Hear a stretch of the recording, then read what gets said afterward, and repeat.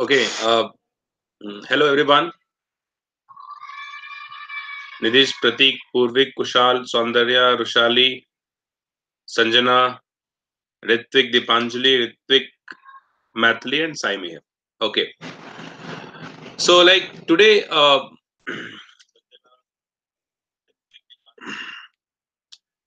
okay. So today we'll start this polymer chapter. Last class we have done biomolecules and then amino acids and uh, proteins, right? Amino acid and proteins. Protein structure I told you to read out to read from NCRT. Have you finished that? The structure of protein?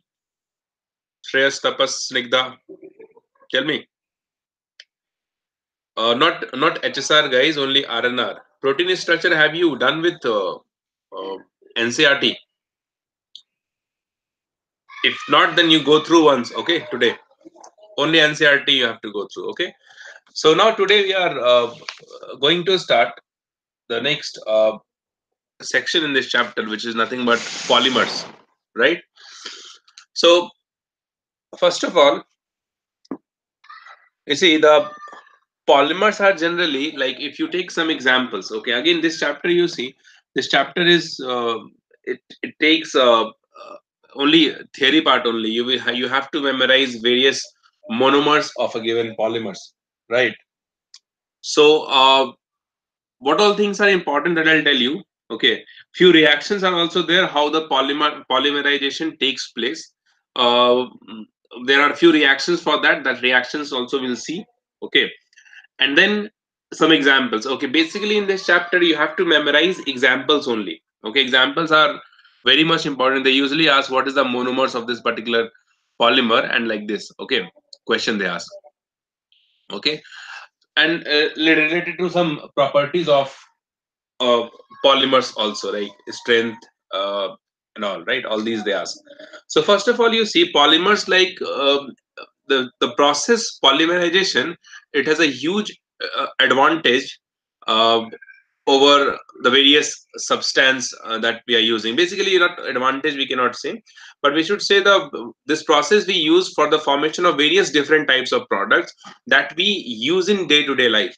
Okay, like you see the plastic bottle we use in the kitchen, right? The plastic bottle you use for that, to drink water, or the fiber, the pipe we have, the plastic pipe that we have, which we use to, for the flow of water in the house, right? That you think, that you see, and the water tank that we use, that is also we obtain with the help of polymerization only. Plastic bag is also polymerization. Okay, all these, wire that we use, okay, electric wire, that is also made up of through polymerization only. So like this we have basically various various product, various different types of products we obtained through polymerization. Okay, so that's why it is very important. It is basically, we can say it is a backbone of the industries like plastics, fibers, elastomers, and all. Okay, it is the backbone of all this kind of industry. Okay, and again, we have huge disadvantage. Rubber also is a kind of polymer. Okay, so like this, there are many examples. In this chapter, you have to keep those examples only in mind. Okay, what are different types of polymers we have? What is the classification of polymers? Classification of polymers also we do in different 4, 5, 6 types of classification. Okay, so again, all those things are not important. Few 2, 3 examples classification are there that is important, and that we'll see. Again, I'll suggest you whatever I'll do today in the class, in this class, you have to read out only NCRT. Don't read any other book into that. Okay, if you finish NCRT and then if you feel like, okay, certain here and there some topics if you want to study more, then you can refer any other book.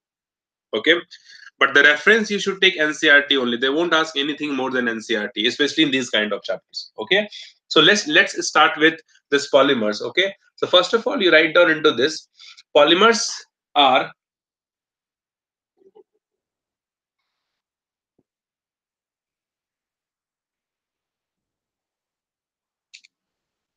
okay, write down. Polymers have, write down.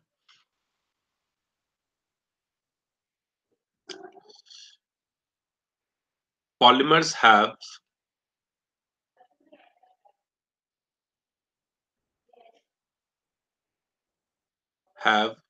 very high molecular masses.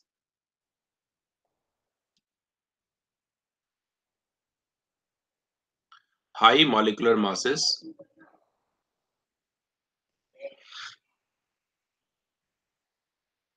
Each molecule, point wise, just you write down. Don't write down all these things in theory. Okay. Each molecule consists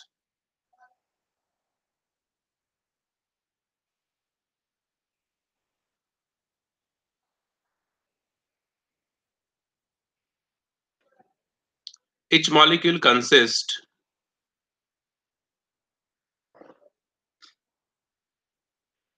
a very large number of simple structural units. A very large number of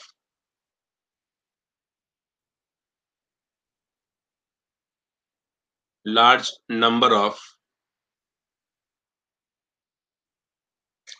simple structural units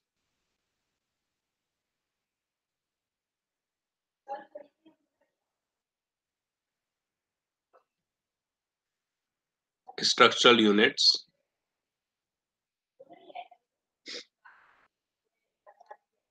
which are joined together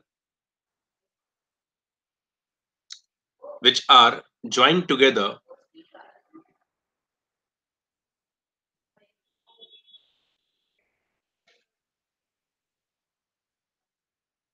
with mainly covalent bonds.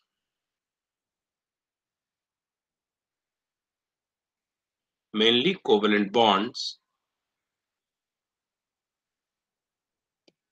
right? Covalent bonds. And these units, these individual units, these individual repeating units, you write down. These individual or repeating units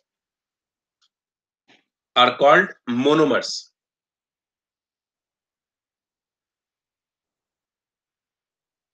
These individual or repeating units are called monomers, and the process by which and the process by which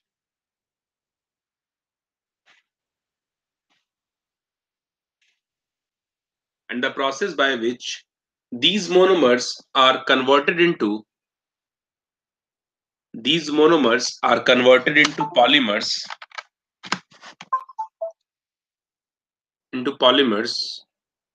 are known as polymerization.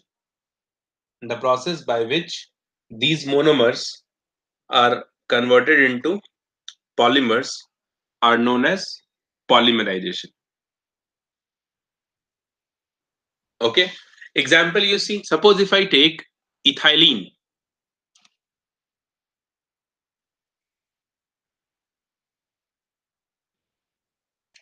right?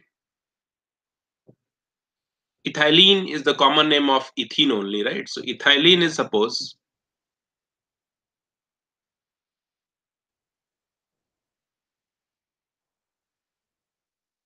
right, which is nothing but CH2 double bond CH2. This is ethylene, and it is a monomer, right? Monomer. So when you form the polymer of this particular monomer, okay, the polymer we call it as ethylene. The polymer of this is known as polyethylene.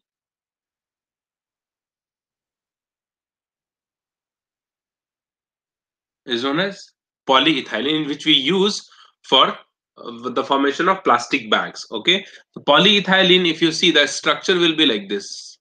It will go CH2 single bond CH2 CH2, single bond CH2, CH2, single bond CH2, and so on. Like this, it is going on. Okay. So this you see, this is the one unit, second unit, third unit, and so on, like this. So if you add the number of different number of units like this, you'll get the polymer. Okay, this is a polymer, right? Monomers is ethylene, and the name of this polymer is polyethylene. So whatever monomer you take, suppose you are taking styrene, right? I'll give you the structure of this also. What is styrene and all? Okay. Suppose styrene is the monomer.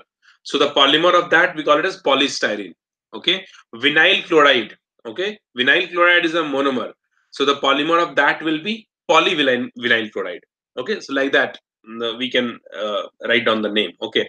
We'll see the structure of all these, polymers, right? How do we get this? Because all these structure you should know, right? And use is also important. Okay. Uses generally they don't ask in JEE exam. NEET they ask sometimes, but in board, suppose if they ask you to write down some examples of it, what are different kinds of polymers? Okay, so obviously you have to write down the definition of polymers, monomers, process that is polymerization, and then we have to support all these definitions by some examples. Okay, and if you write down the unit sorry uses over there, that will be like uh, very much good, right? The examiners usually expect from you that whenever you give some definitions, you support that definition with some examples. Okay, so that is the one thing that you need to understand and write while you are writing down the board exam. Okay, so there are some methodology that you have to apply or use to write down the answer in the board exam. Okay, so we will see all these things one by one. Okay? This is just one example I have given you to understand this. Okay, now you see this polymers are actually classified into two categories. Okay, there are many other classification of this. Okay, but like the two different types of polymer we have, like you see this polymer, if I take this example only, in this we are using only one type of monomer, right? And what is that monomer? That monomer is what? Ethylene. Okay, so you take n number of ethylene and you club this together by some chemical reaction. Okay, so for this process we can use a catalyst at any pressure and temperature. All these are chemical reactions only, right? From ethylene, how do we get polyethylene? That is a type of chemical reaction. So for that we required certain pressure, certain temperature, or catalyst. Okay, all these things are required, which is essential for any chemical reaction. Okay, but here again I said this reactions part is not that much important in polymers. However, we'll see certain reactions into that in this, but that is not that much important. Okay, just examples, monomers, and then uses of that. These things you have to keep in mind. Okay, so this we get through a chemical reaction, and for that we require certain pressure, temperature, and catalyst. So what I said, this is a polymers which is obtained by only one type of monomer, right? So when we have only one type of monomer present, number of monomers are huge, right? We cannot have one or two molecules, one or two monomers into this. In polymer there are huge number of monomers, right? Type of monomers can be different. Okay, type of monomers can be different, right? So when we have two different types of two or more types of monomers are present in any polymers, right? So those kind of polymers we call it as, right, those kind of polymers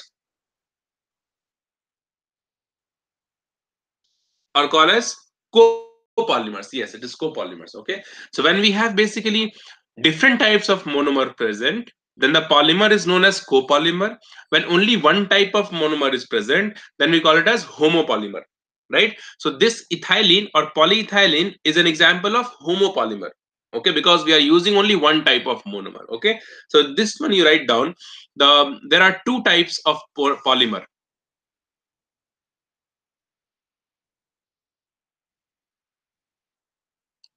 There are two types of polymer.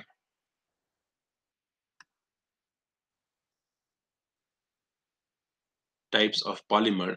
The first one you write down, homopolymer.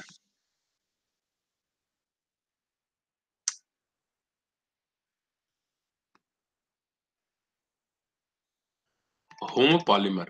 Okay, so you write down the definition of it. The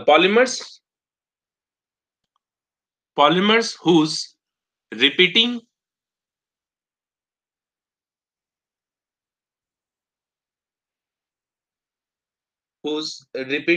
structural unit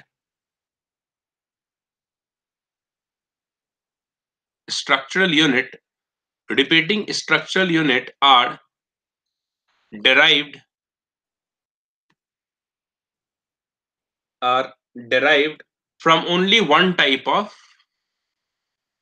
from only one type of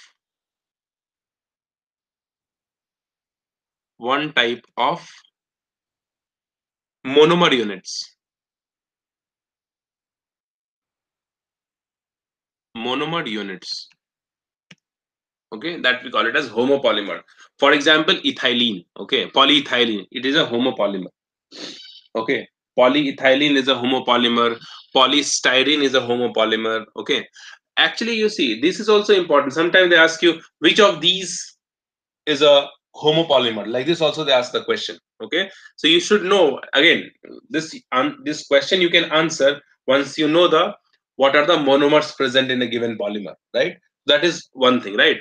So as we proceed in this chapter, we'll see certain examples of polymers and their monomers also. So there you should keep this in mind. Okay, we are using different monomers here. So this is a copolymer. Same monomers, so it is a homopolymer. So that you can write down. Okay, if you want to write down the example here, homopolymer are polyethylene, polystyrene. Okay, all these are homopolymers.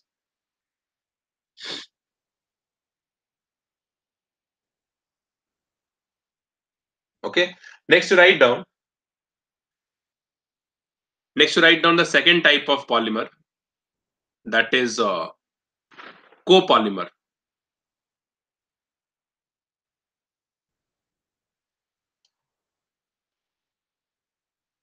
Write down in this. In short, you write down repeating structural unit are derived from different type of monomer. Repeating structural unit are derived from different types of monomer. Okay, example of this I'll just give you. In this also I'll just write down the example here. In this the example is Bakelite. You can write down Buna S. I'll just change this up. Wait a second.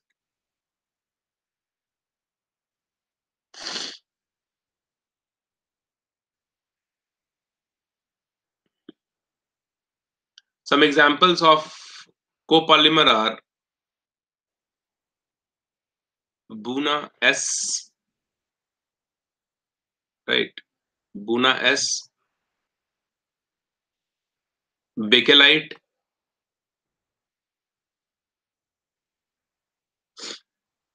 polysters, resins, polysters.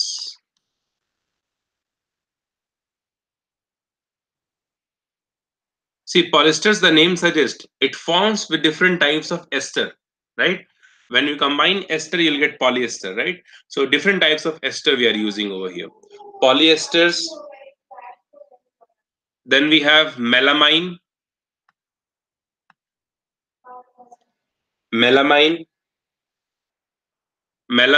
formaldehyde polymer. Okay,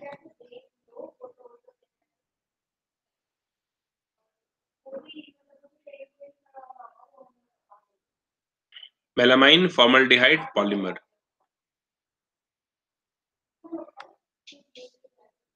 Okay, so these are some examples of copolymer. Okay, like here homopolymer, the example I told you, it is polyethylene. You have already written. Okay, you can write down polypropylene also. If you use here propylene, then it becomes polypropylene. The name itself suggests, right? Polypropylene is a homopolymer, right? PVC, you write down polyvinyl chloride is a homopolymer. Sorry, homopolymer. Polystyrene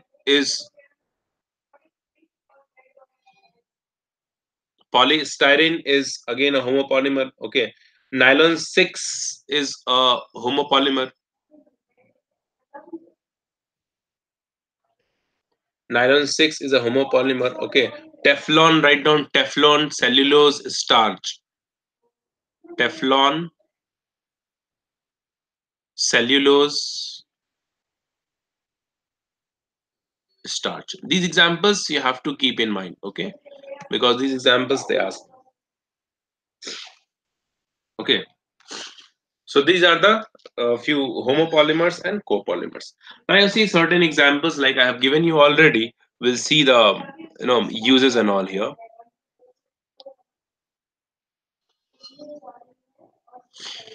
You see the first one I have already given you, that is ethylene. Second one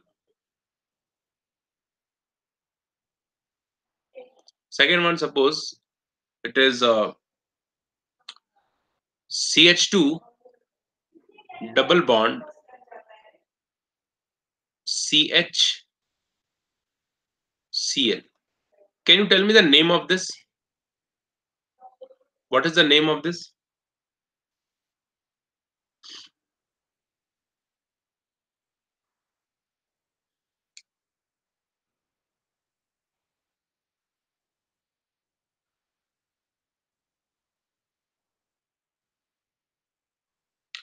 Vinyl chloride, correct? Because the chlorine is present at vinyl position, right? So it is vinyl chloride, right, Amog? Okay. So when you do the polymerization of this,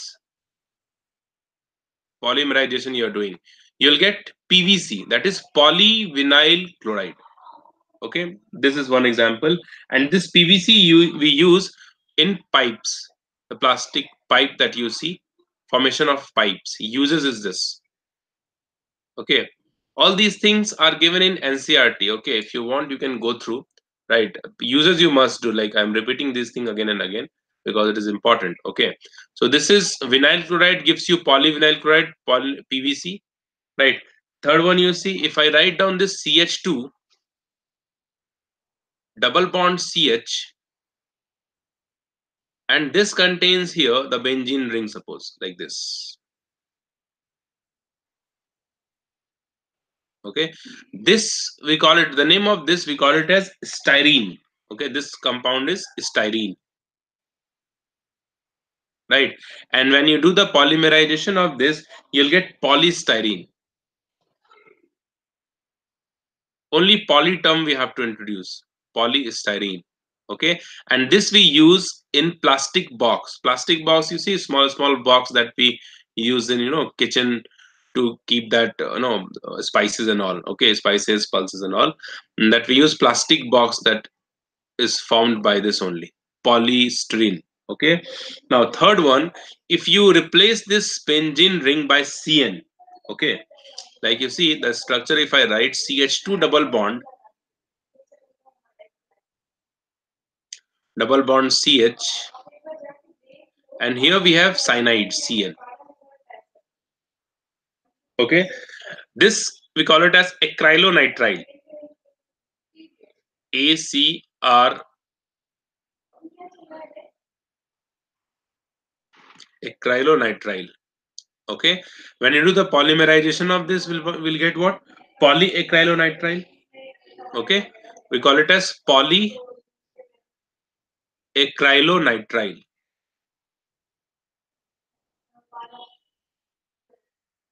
Nitrile. The another name of this we call it as Orlon also. Orlon. Orlon is the another name of this. Okay, polyacrylonitrile. Okay, now this we use in making fibers.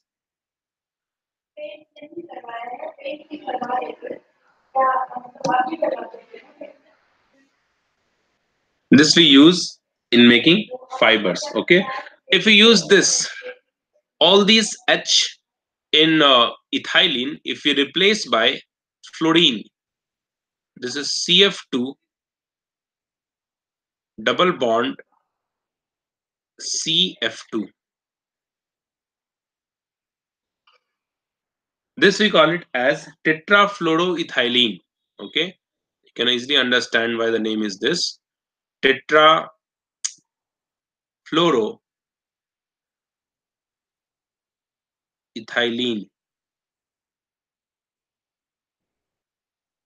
And when you do the polymerization of this, you'll get polytetrafluoroethylene. Okay, polytetrafluoroethylene, and that we also call it as Teflon, which is a very famous name we have.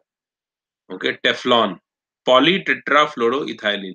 So the monomer of Teflon, if they ask you, that will be tetrafluoroethylene, CF2 double bond CF2. And this Teflon we use in the formation of non-sticking cookwares.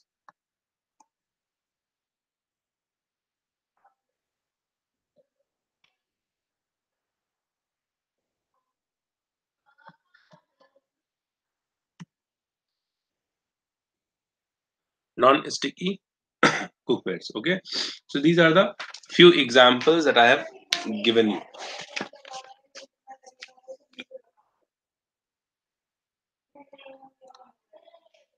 Okay, next write down polymerization reaction. Okay, what all the various reaction we have into this, that is polymerization reaction, you write down.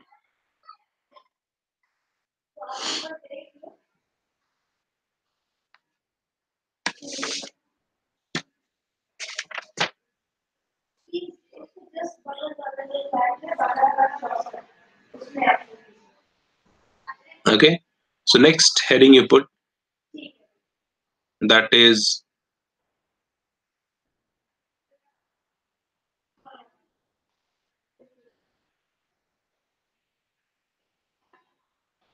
polymerization reaction.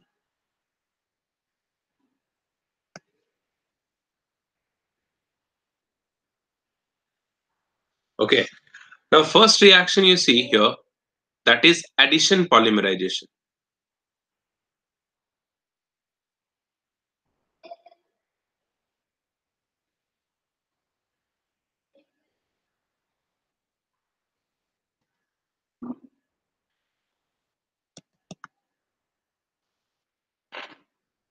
Addition polymerization. Okay, mainly two types of reaction we have. One is addition, other one is condensation. Okay, so generally in addition we get homopolymers. Okay, and condensation we get copolymers. Generally it is not a rule, but general thing I am telling you. Okay, like you see, what is an addition polymerization? That in this there are, you know, three types of basically polymerization we have into this. All those is not important. One is free radical, one is free radical polymerization.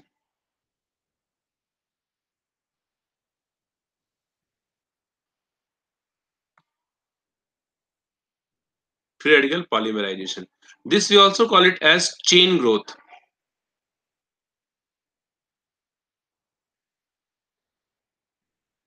Chain growth polymerization. And it is, since it is a free radical reaction, and I have told you already that free radical reaction is very difficult to stop, right? Because free radical is very reactive in nature. So this reaction is very difficult to stop. It only get stops when the chain terminates, right? So basically three steps of reaction into this we have. One is, first one is formation of free radical, right? Then we have uh, free radical initiation is first, and then chain reaction, and the last one is what? The last step is chain termination, right? Chain growth and chain termination. So that is also true over here. Free radical polymerization, chain growth polymerization, and it is very difficult to stop. Reason is same.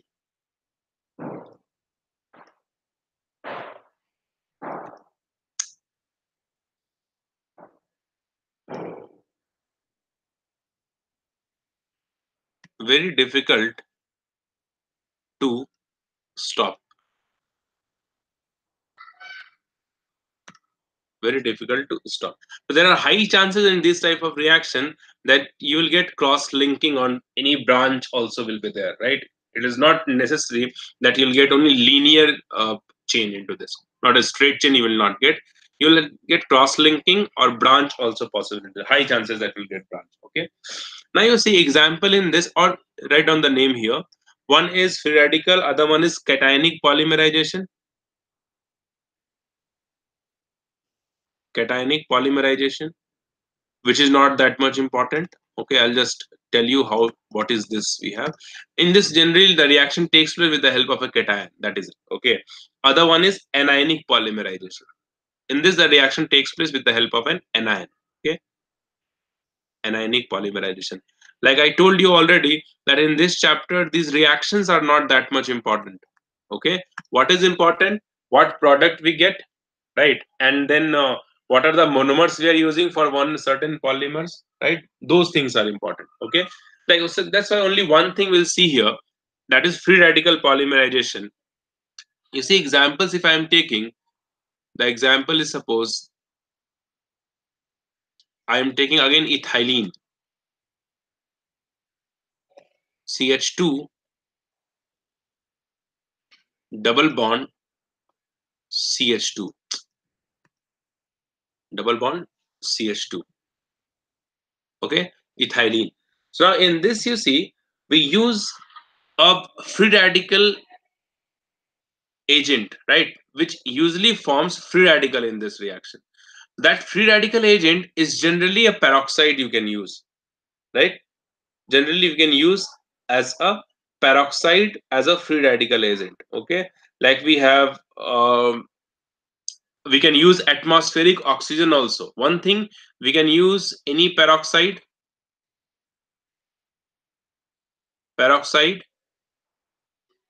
like the name we have benzoyl peroxide, benzoyl peroxide. Atmospheric oxygen also behaves as a free radical agent. Okay,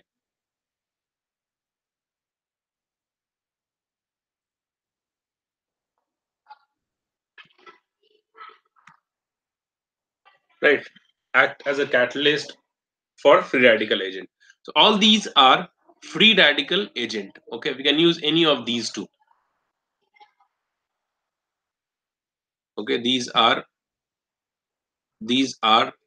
free radical agent, you write down here.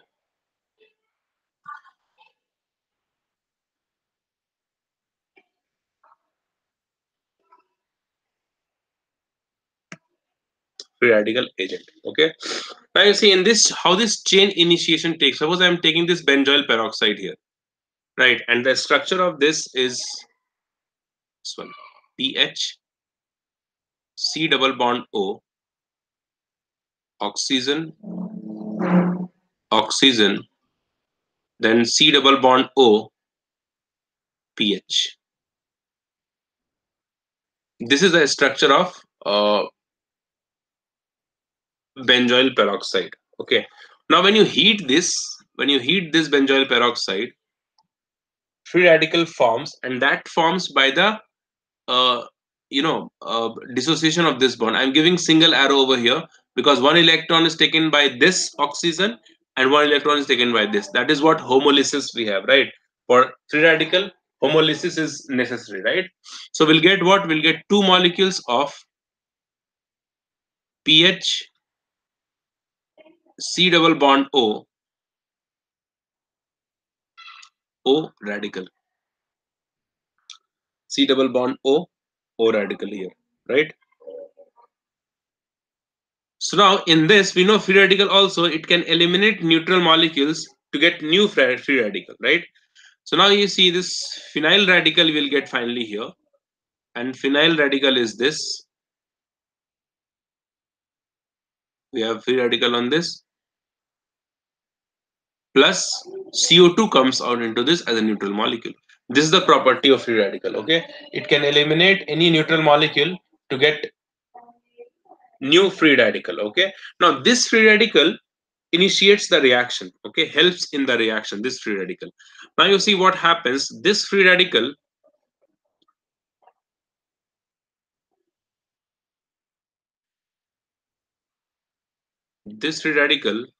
reacts with CH2 double bond CH2, right? And when this reacts with, so this bond also this bond will also break like homolysis, right? and then this free radical and this free radical combines, and we'll get the product that is phenyl,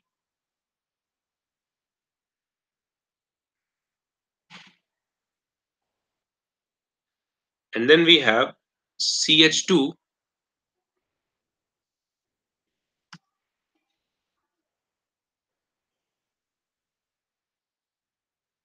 right? Phenyl, and then we have here CH2 single bond CH2 radical.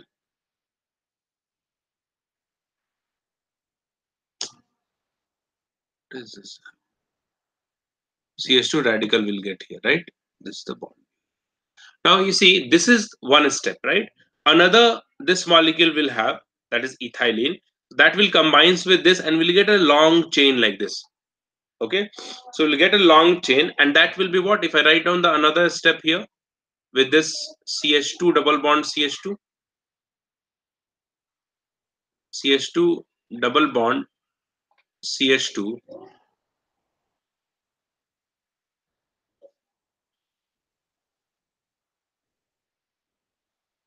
CH2. So this free radical also combines with this, and we'll get this structure here. You see, we have phenyl, and then CH2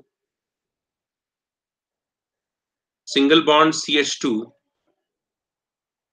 single bond CH2, and then we have CH2 radical, right? This is what we get, okay? And like this, we'll get a long chain, okay?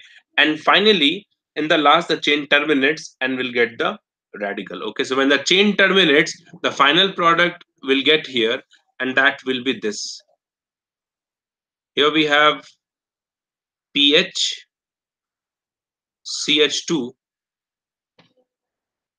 single bond CH2,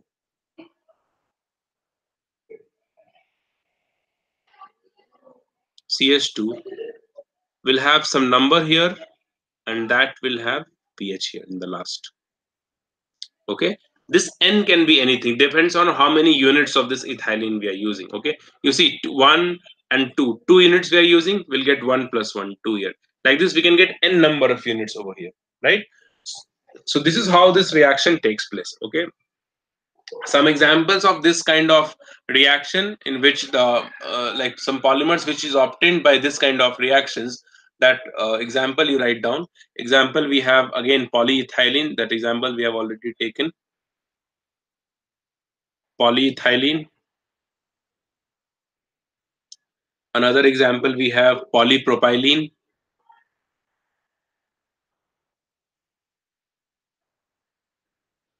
polypropylene.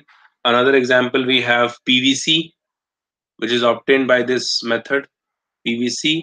And the last one, we have Teflon.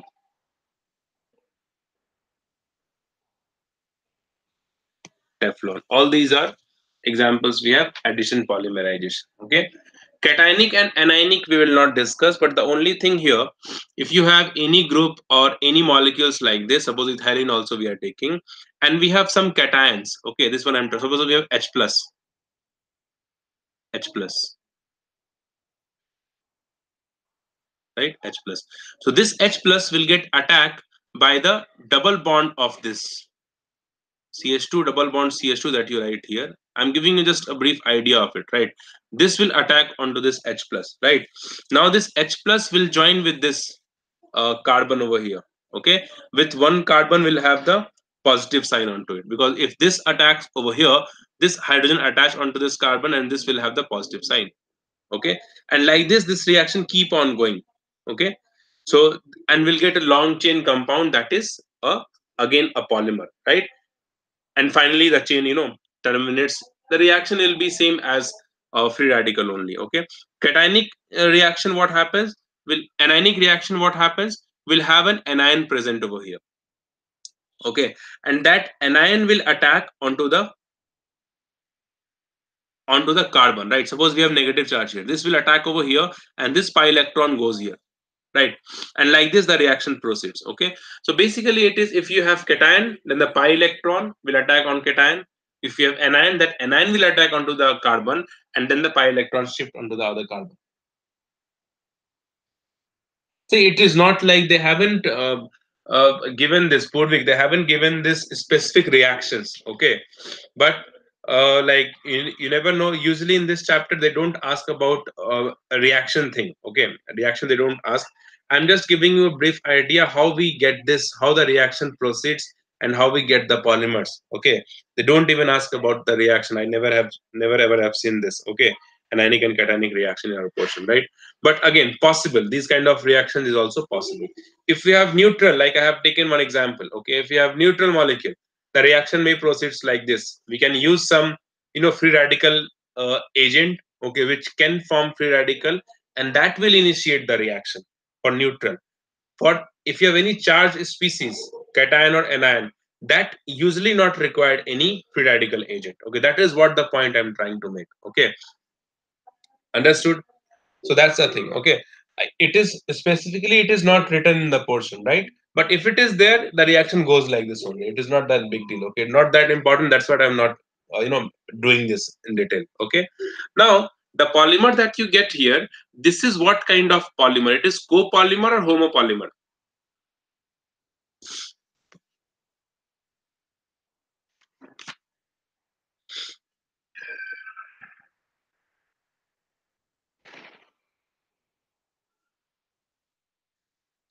Tell me.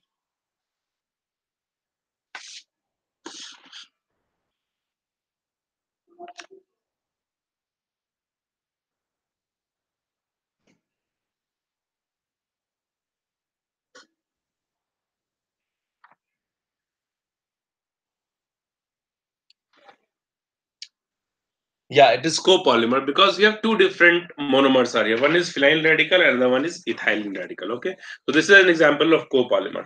So like this, you have to keep in mind, like whatever example we are doing, whether it is copolymer or homopolymer, because this question they ask many times. Okay, so next you see the another type of reaction we have in this, that is, write down, condensation reaction. Condensation polymerization, basically we call it. We don't use reaction term over here because it is a polymerization itself a process we have. So we use polymerization term. Okay, so condensation polymerization, as the name suggests, in condensation reaction what happens, any molecules like H2O NH3 comes out, right? Condensation takes place, right? In biomolecules also we have seen the reaction of, the formation of disaccharides. Okay, there also condensation takes place. Okay, formation of sucrose, formation of maltose, galactose, maltose, and then lactose. Okay, all these are forms by the two different, or two different monomers, or two different monosaccharides, sorry, two different monosaccharides through condensation reaction, in which H2O comes out and the two monosaccharides joined by a glycosidic linkage. Okay, that we have done in the last class. Okay, so similarly, condensation polymerization here also, condensation takes place and generally H2O molecules goes out. Okay, removal of H2O molecules takes place. I'll take one example here.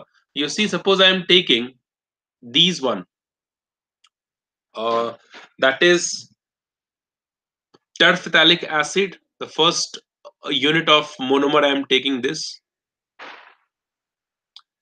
In this chapter, names are important. Okay, you have to memorize these names. Okay, so here if you have COOH, here also we have COOH. Okay, the name of this is terphthalic acid.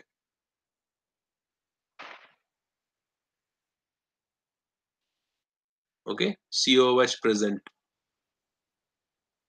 And when this reacts with ethylene glycol, ethylene glycol is what? We have OH present at the 2 carbon in ethylene.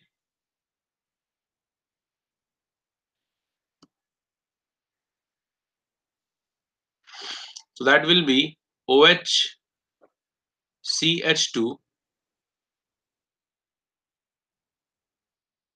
single bond CH2, and we have OH here.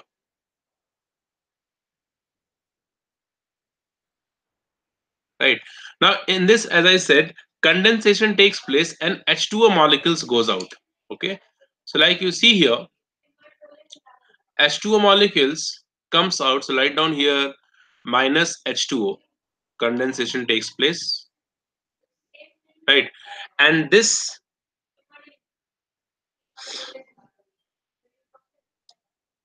right, this H COH. Okay, so this H and OH joins together and comes out as H2O. This is what the condensation minus H2O we have, right?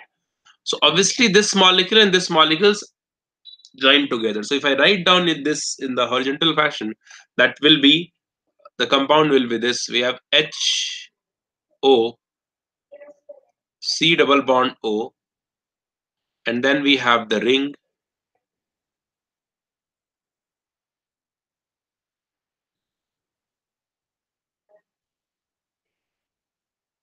right?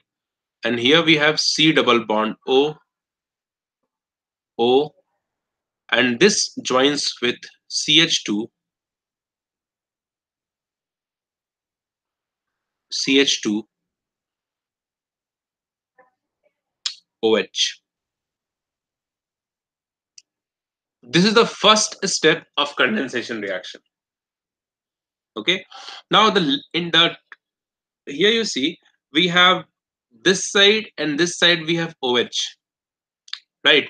So another step, we can use either this terphthallic acid or this glycol also. So suppose you are using this terphthallic acid, okay, which is nothing but this. We have a ring COOH and COOH. Okay, so in this also H2O comes out.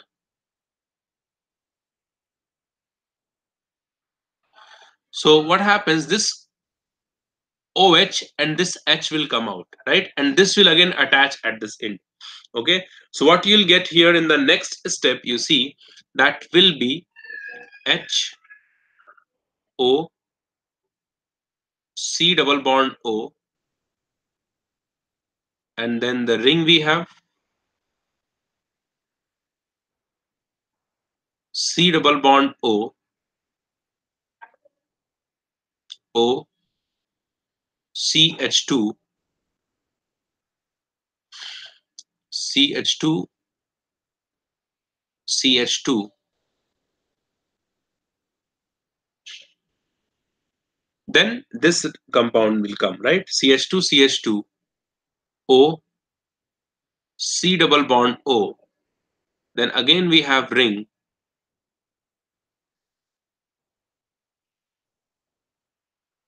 and here we have C double bond O, OH. This is what we get. Okay. Next step, if you want to do, right, you will use what? You will use glycol. That I don't write. I'll just write down this one. Right. HO, CH2, CH2, OH.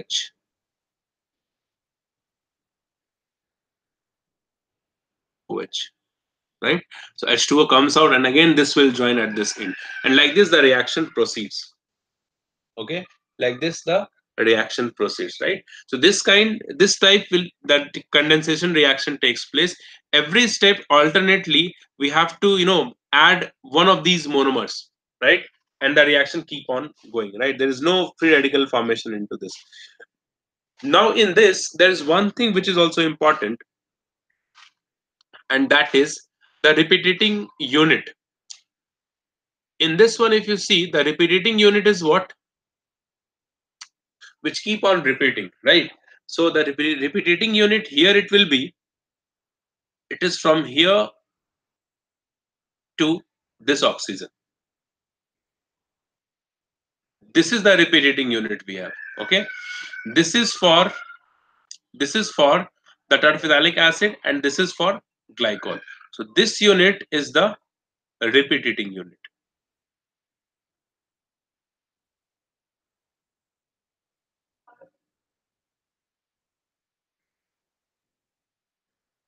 So this also they ask, what is the repeating unit in this particular polymerization? Okay, so if I have to write down the polymers of these two monomers, obviously that is an example of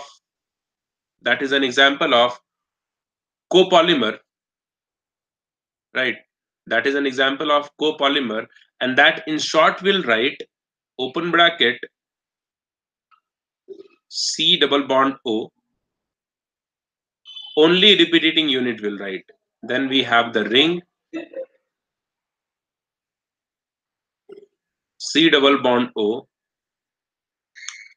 O, CH2, CH2, O, and then bracket close. Here we write down N. N can be anything, a very used number. Okay,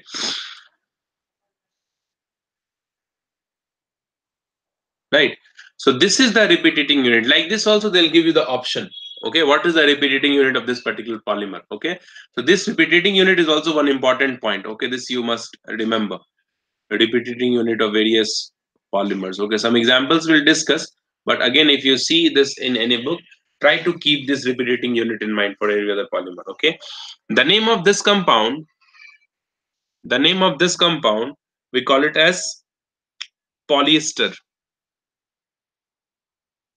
Okay,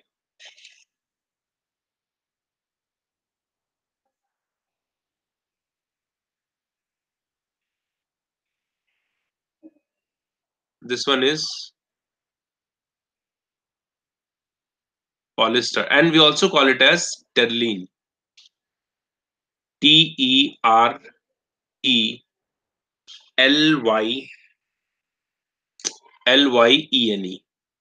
Terylene. Important this one. Okay, terylene. One also common name of this is dacron.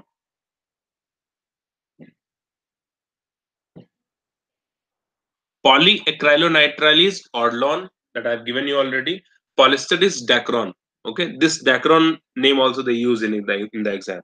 This you must keep in mind. Okay, understood.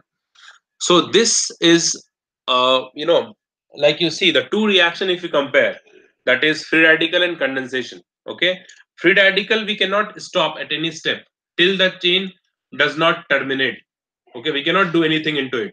Okay, but this one you can stop, right? And how you can stop that, you see every step you are.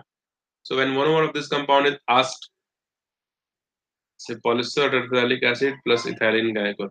No, the monomer of this will be terphthalate acid and ethylene glycol. Yes, both you have to write down.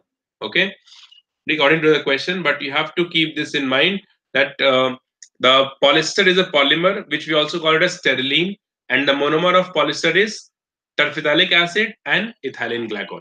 Yes, both you have to write down. Okay, again, this is a type of copolymer. So polyester is a copolymer. Like this, you have to memorize. Okay, polyester is a copolymer. Again, I am repeating this thing.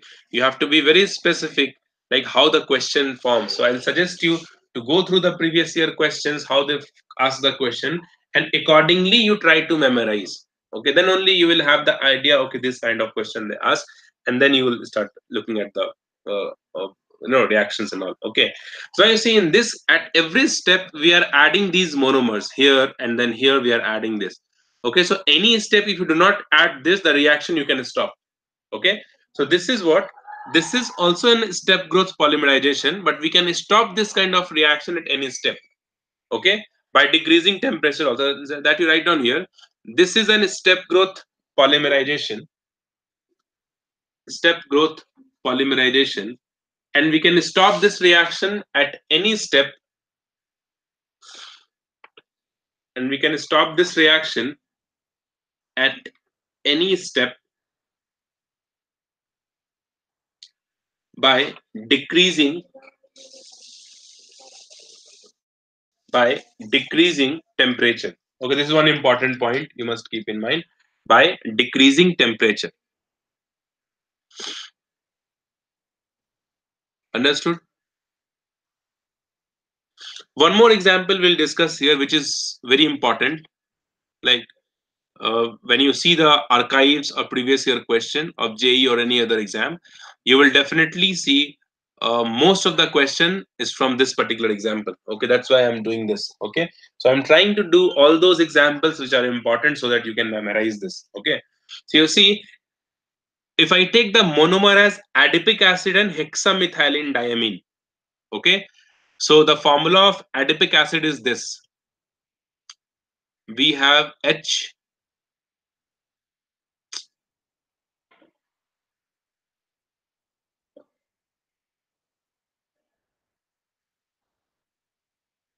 CH2 4. This is 4 we have, right? And then we have COOH plus the another monomer I am taking, that is hexamethylene diamine, which is HNH,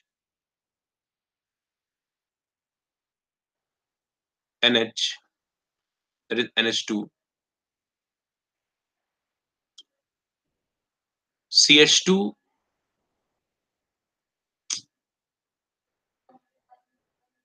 CH2 6, and then we have NH2, right? So you see, you can easily understand this.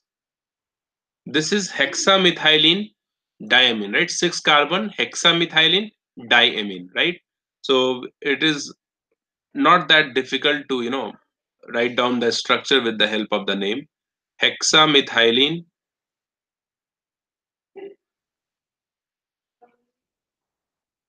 diamine. Okay. And this is adipic acid.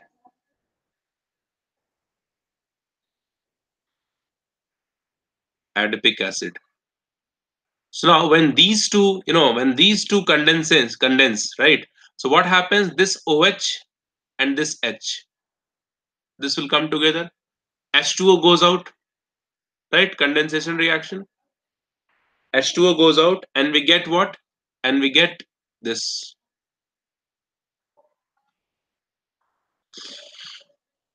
We'll get HO, C double bond O. This part will be as it is, right? C double bond O. Then we have CH2 4, C double bond O, right? And this C double bond O and this C double bond O joins with NH, right? CH2 whole 6, and here we have NH2, right? NH2. Okay, I'll just write down like this. It helps me to make you understand the repeating unit here. Okay, so this is the product we'll get. This C double bond O and this N will join. The only thing is this and this you have to join, and every other thing will be same, right? Now in this one, if you see the repeating unit, and that will be from here to here. This carbon C double bond O to this nitrogen. Here we have NH only. This is the repetitive. Excuse me. This is the repetitive unit we have.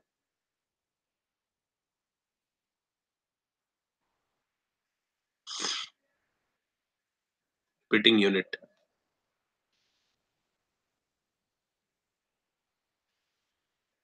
Right? Again, this H, if you add one more adipic acid here, again this H and OH comes out, and this will again join. So like this, we'll get the you know structure. Okay, the name of this compound, right? We call it as polyamide because you see CONH, right? CONH we have here, right? So we call it as polyamide.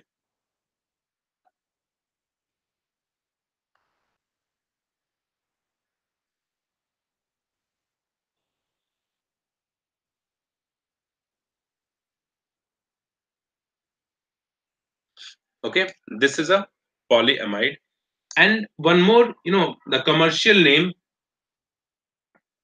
we have for polyamide, and that you must have heard, Tell me this, that whether you have heard it or not.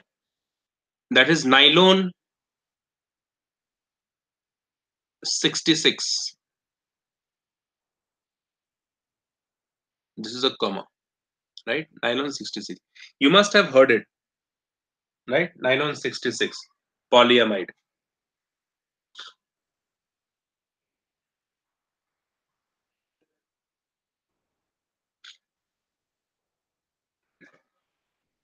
Yes, right. Right. So this is nylon 66, which we also call it as polyamide, and repeating unit of this is this.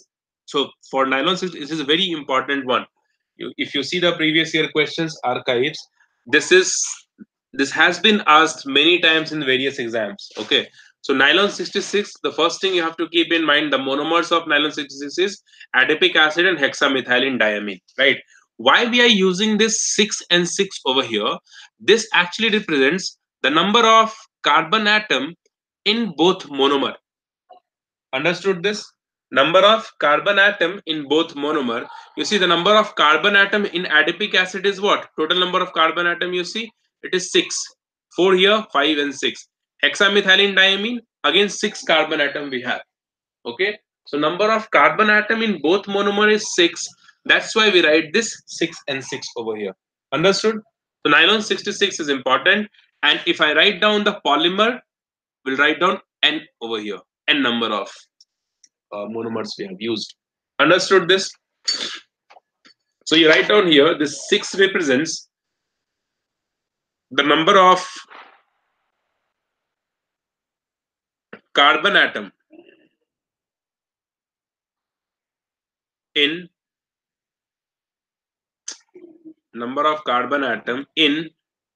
both monomer.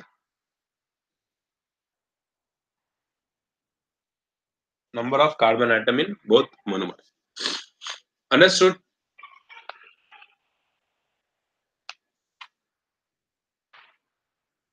Okay.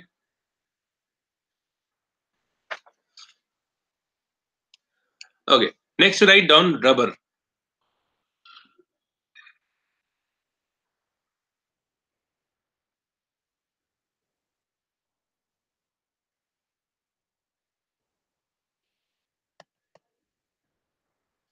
Rubber.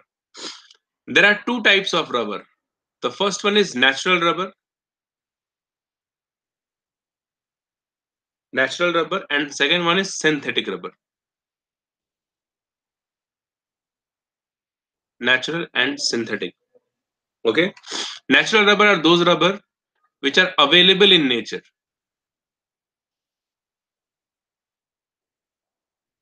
Available in nature.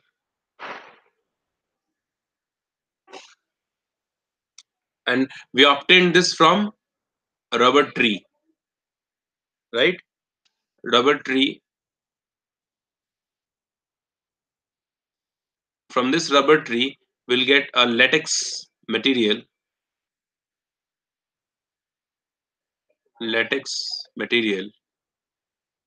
and with this material, we obtain rubber. Okay, this one is not synthetic. One is not important because you obtain this naturally from the rubber tree, right? Sorry, natural one is not important. Synthetic one is what? It is man-made. These are the man-made rubbers. Okay, so this one is a bit important. Okay, so now the first example. So we are going to discuss the synthetic rubber only, right? The first example, if I take, that is this compound. Can you tell me the name of this? CH2 double bond CH3,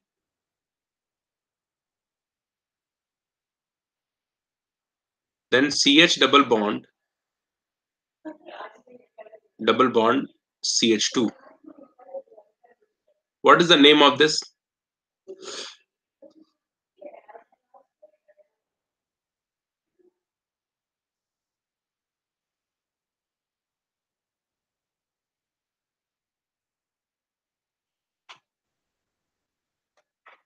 It is 2-methylene 1,3-butadiene, right? 2 1, 2, 3, 4. 2 methylene, 1, 3 butadiene. Okay. So this is the IUPAC name. You all know this. Okay. So 2 methyl, right? 1, 3 butadiene. Right. So IUPAC name you all know, right? But this one is not important. The common name of this is isoprene. This is important. Okay. Isoprene you must remember. Isoprene. And when you do the polymerization of this, what you will get? You will get polyisoprene. Under polymerization, we'll get polyisoprene. This is a synthetic rubber. Polyisoprene.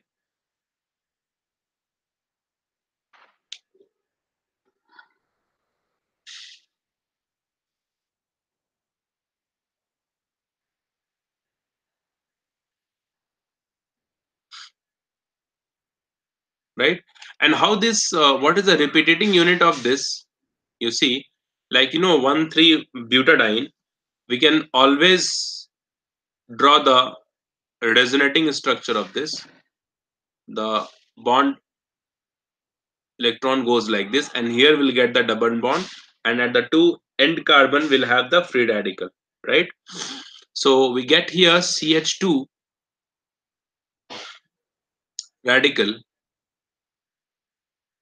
C double bond, CH single bond, CH2 radical. Here we have CH3, right? Which combines with the another molecule of this only, right? And the repeating unit in this will be like this: CH2 single bond, C double bond, CH single bond, CH2. This is only the repeating unit in this. Okay, this is the repeating unit N. Okay, so basically another molecule of this, if you take, that will join at this carbon and we get the same unit here. Here also we'll get the same unit this side. Like this, we'll get the polymer. Okay, so repeating unit is this only. I forgot to write CS3 here. Okay, now this particular thing is of two types, right? Since you see this is the double bond we have, right?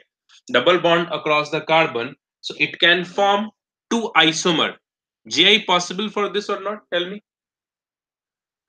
In this molecule, geometrical isomers or isomerism GI is possible or not?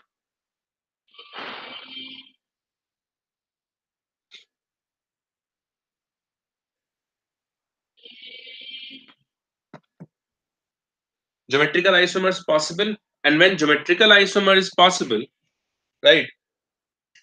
Yeah, it's possible. So we can get what? We can get two isomer of this. One is cis, another one is trans. Right? Now, what you have to remember over here, that this cis isomer is soft in nature. It is soft. It has less strength, tensile strength, and trans has more stable. Trans is obviously more stable, and it is comparatively hard in nature. Right? So only cis isomer of this we use in the formation of rubber. Right? Used in rubber, since it is soft in nature. So this is what you have to keep in mind. Important, this one. Okay, used in rubber. Trans we don't use. Okay, so this is a natural rubber. Okay, this is a natural rubber. It is not synthetic one. Okay, maybe I told you synthetic, but that is not by mistake. I told you it is a natural rubber, not the synthetic one. Okay, one example of natural rubber is polyisoprene.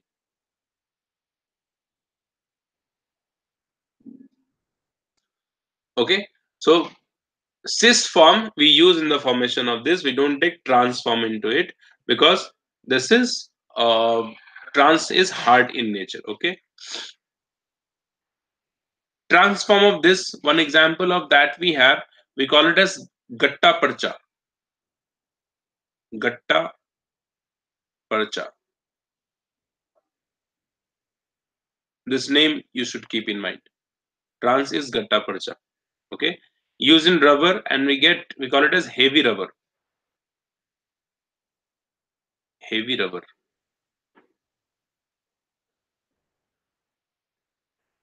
Okay. So this is the thing you have to keep in mind. Okay. Now the next thing you write down synthetic rubber. We'll see one example. Synthetic rubber. All these you have to memorize. Okay, like different types of rubber, its examples, monomers. Okay, all these are important. Okay, synthetic rubber you write down, that is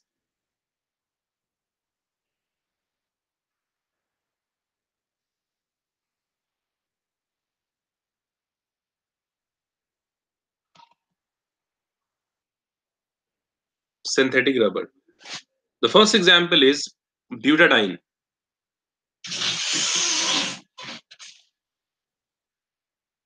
Butadiene rubber.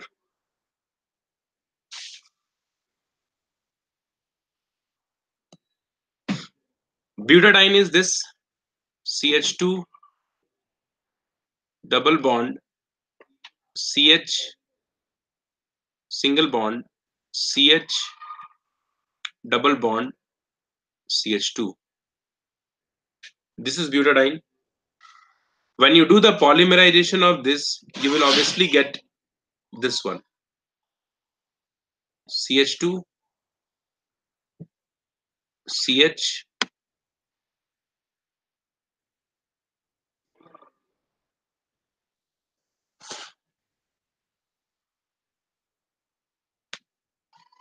double bond CH single bond CH2, right? And this itself is a repeating unit, right? So the polymer that you write here under polymerization, that will be this. Here you write down polymerization,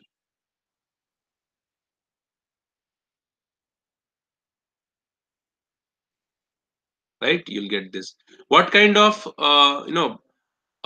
polymer this is? This we call it as polybutadiene. Obviously, the name will be polybutadiene.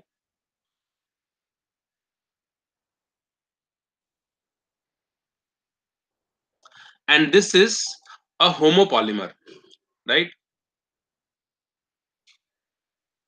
Polybutadiene homopolymer. The previous one that I have given you,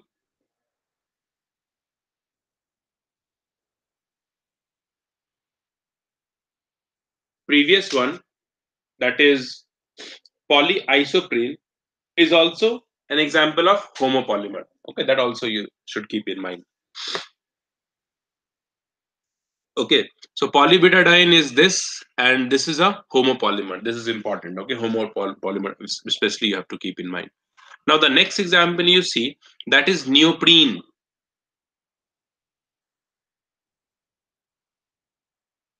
Neoprene. Neoprene is this. This hydrogen, if you replace by chlorine here, right? CH2 double bond C CH double bond CH2. This is the monomer of neoprene. Okay, chlorine. Name of this you can easily understand, right? It is 2-chloro-1,3-butadiene. Okay, 2-chloro-1,3-butadiene, and we also call it as chloroprene. The common name is chloroprene. Okay, IUPAC you already know. So common name is chloroprene. It is the monomer of neoprene. Neoprene is the polymer. This is the polymer, and its monomer is chloroprene, right? And the polymer of this with repeating unit, if I write down, that will be CH2 single bond C double bond CH single bond CH2. This is the repeating unit of this monomer we have, neoprene. Okay, and neoprene, since it is obtained by chloroprene, so we also call it as polychloroprene. Both are actually same thing.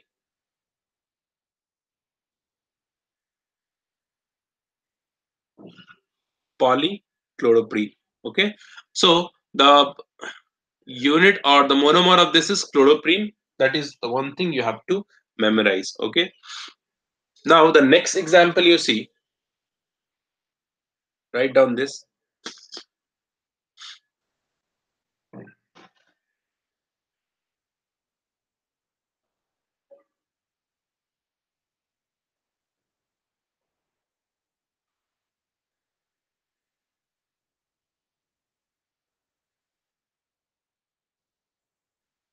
Okay, next one you see.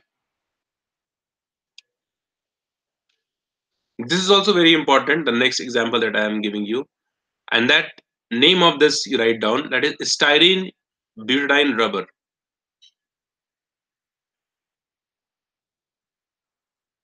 Styrene butadiene rubber. In short, we also call it as SBR. Styrene butadiene rubber.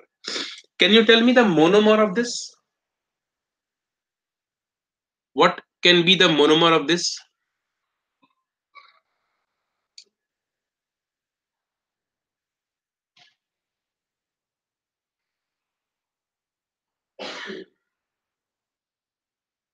Tell me the monomer of this one.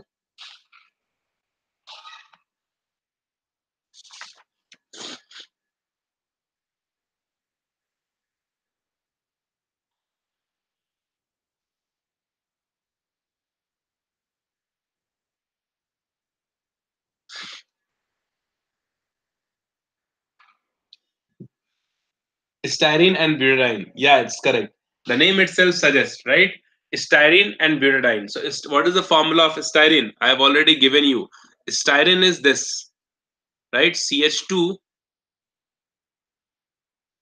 double bond CH, and here we have one benzene ring. This is styrene.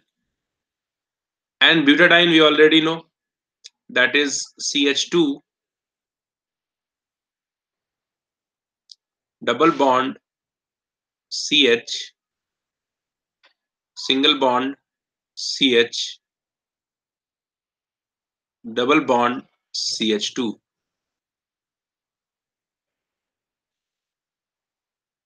right? Now when these two combines, you see how the reaction goes here. Again, this is homolysis takes place here, right?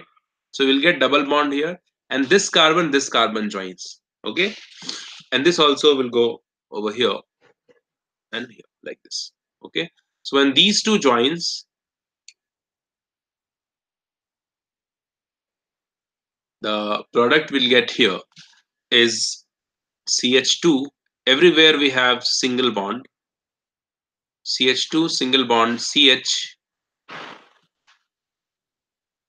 and the benzene ring here. Then we have CH2 single bond CH, double bond CH, and single bond CH2, right? So monomer or repeating unit of this will be N. Under polymerization, you'll get this. Okay. There is another name of this. Actually, when this reaction takes place, we use catalyst, and the catalyst that we use here, that is nothing but sodium. Sodium catalyst we use Na. Okay. Have you heard the name? And the name is Buna S. Have you heard this name?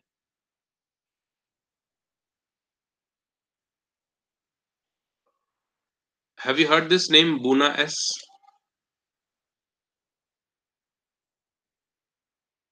Yes.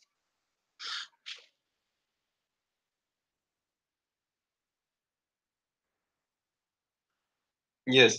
So Buna S is nothing but this particular polymer, where this Bu stands for butadiene,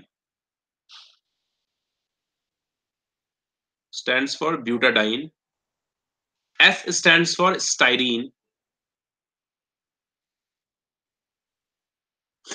and this Na is for the catalyst that we are using, sodium, that is.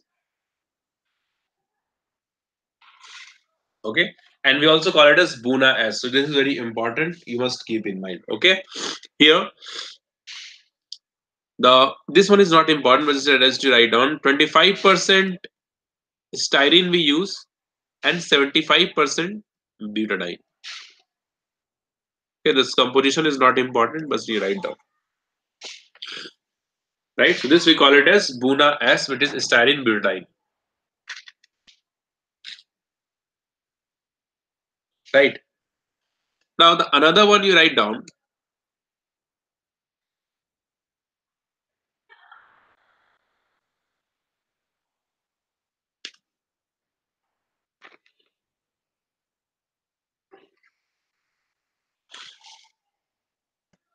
Okay,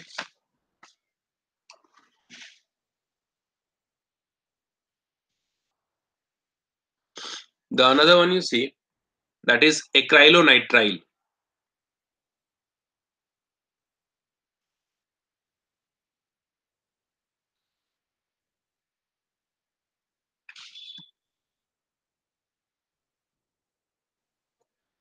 Acrylonitrile. Okay, acrylonitrile. You write down like this also. Acrylonitrile butadiene rubber. It is exactly same thing.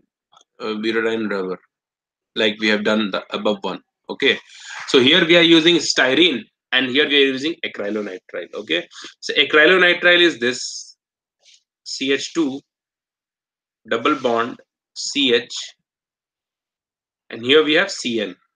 This is acrylonitrile plus butadiene. You already know, CH2 double bond CH, single bond CH, and double bond CH2. This is butadiene.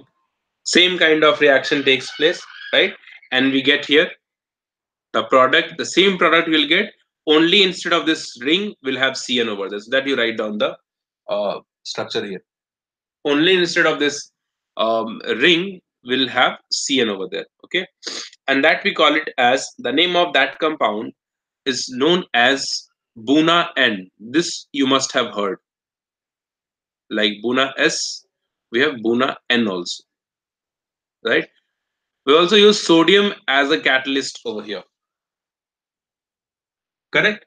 So Bu is again stands for butadiene, N stands for acrylonitrile.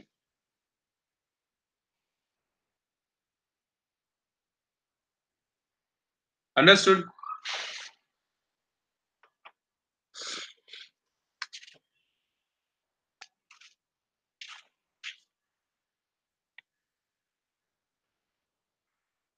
Okay. So these are the actually few examples that we have done for polymers that you have to keep in mind. Okay. Now the another one you see we have, that is classification of polymers based on their molecular forces, right? So write down this classification based on molecular forces. In this we do not have any structure, just we have like structures we have done. Just we'll see what are the different types of polymers and then the examples of that. So only theory we have, that you write down. Okay, so write down the heading classification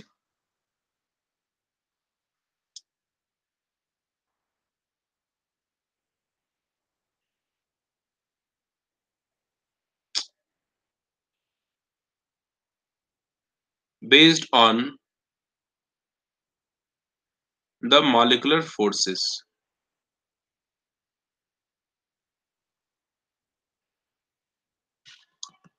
Obviously when two monomers join, okay, they will definitely have some kind of molecular forces over there, okay, some kind of bond over there, okay.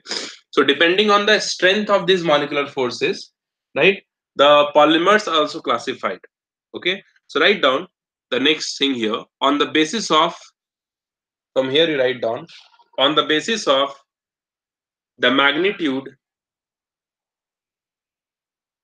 on the basis of the magnitude of intermolecular forces,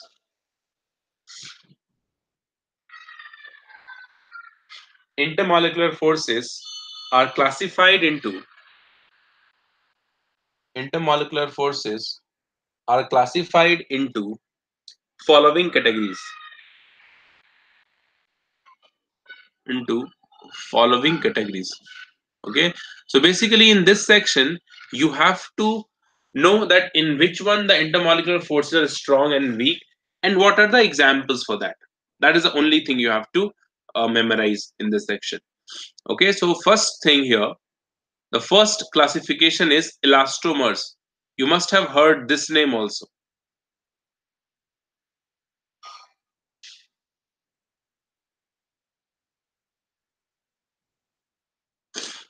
elastomers, right. So write down into this. In this, the intermolecular force IMF, I'll write down intermolecular force IMF is weakest. Intermolecular force is very weak in this type of, polymers, okay, elastomers, right. As the name suggests, these polymers has high degree of elasticity. That's why we are calling it as elastomers. So intermolecular force is weakest. Next point to write down. These are amorphous polymers.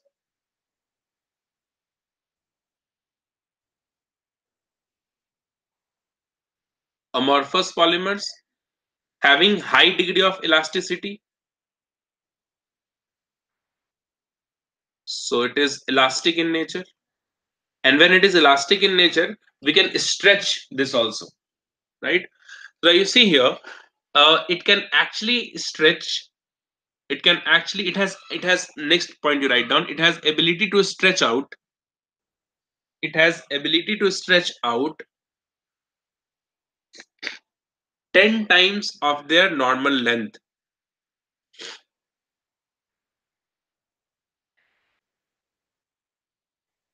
10 times of their normal length. Okay. So these polymers has actually coiled molecular chains like this. Have you seen the spring, like this kind of structure these molecules has, spring type. So when you stretch this, right, and when you withdraw the force, it will again come back to their original state, original position. Understood?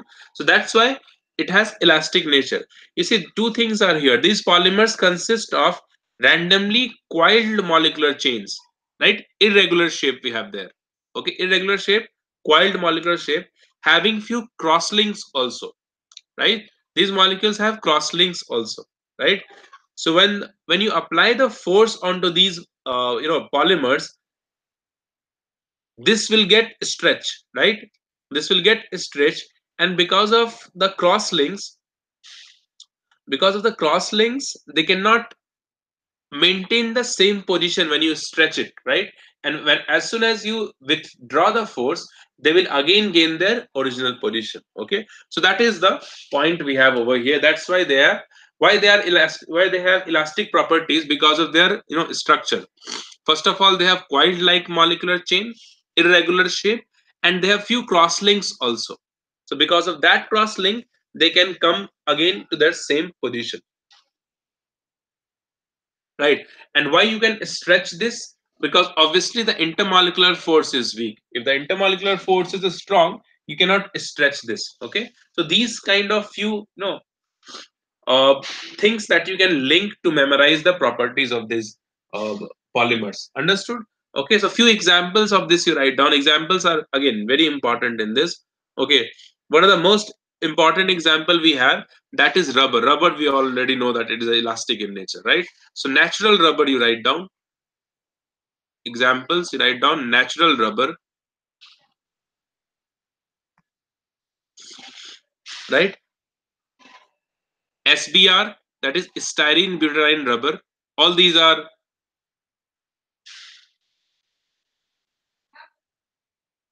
natural rubbers, and these are synthetic rubber. Just now we have done. Okay, we also call it as Buna S. Okay, okay. So these are the few examples. Now in this, there is one more thing you write down. That is vulcanized rubber or vulcanization. You write down in this only. You write down vulcanization. One more term we'll see here only. Vulcanization. Oh, this is also important. Okay, they've asked this thing many times. Okay, this is important. Vulcanization. Write down. Write down that the tensile strength, elasticity,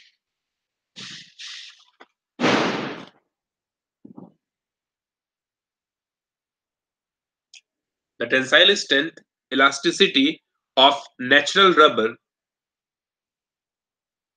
of natural rubber can be increased by a process called vulcanization. The tensile strength, elasticity can be increased by of a natural rubber can be increased by a process called vulcanization. In this process,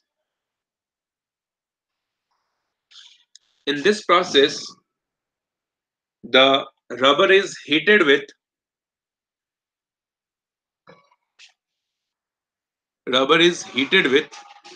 3 to 5% 3 to 5% sulfur. Okay, this is important.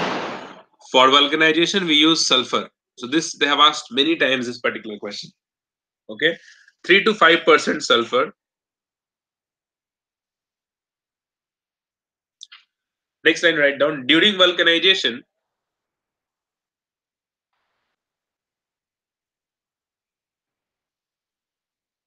During vulcanization, the cross linking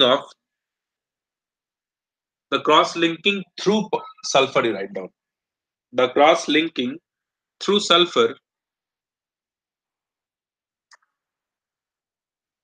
The cross linking through sulfur takes place between the polymer chain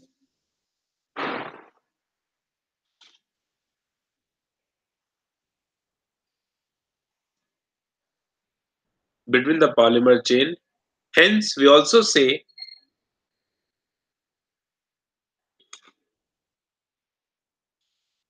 hence we also say that we also say that vulcanized rubber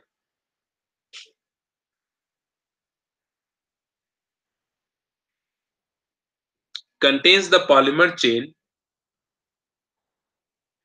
contains the polymer chains which are held together which are held together by polysulfide bridge which are held together by polysulfide bridge.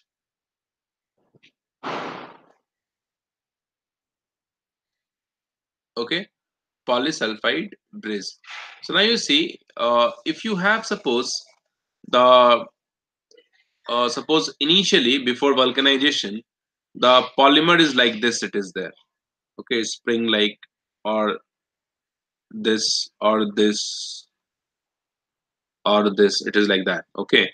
So when you heat this with sulfur, so what happens? All these are cross-linked now,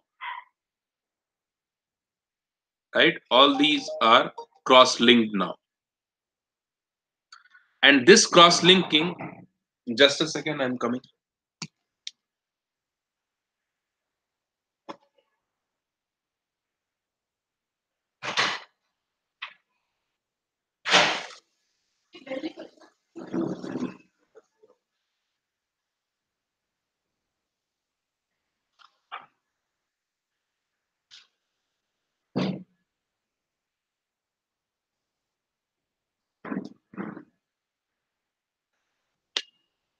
Yeah.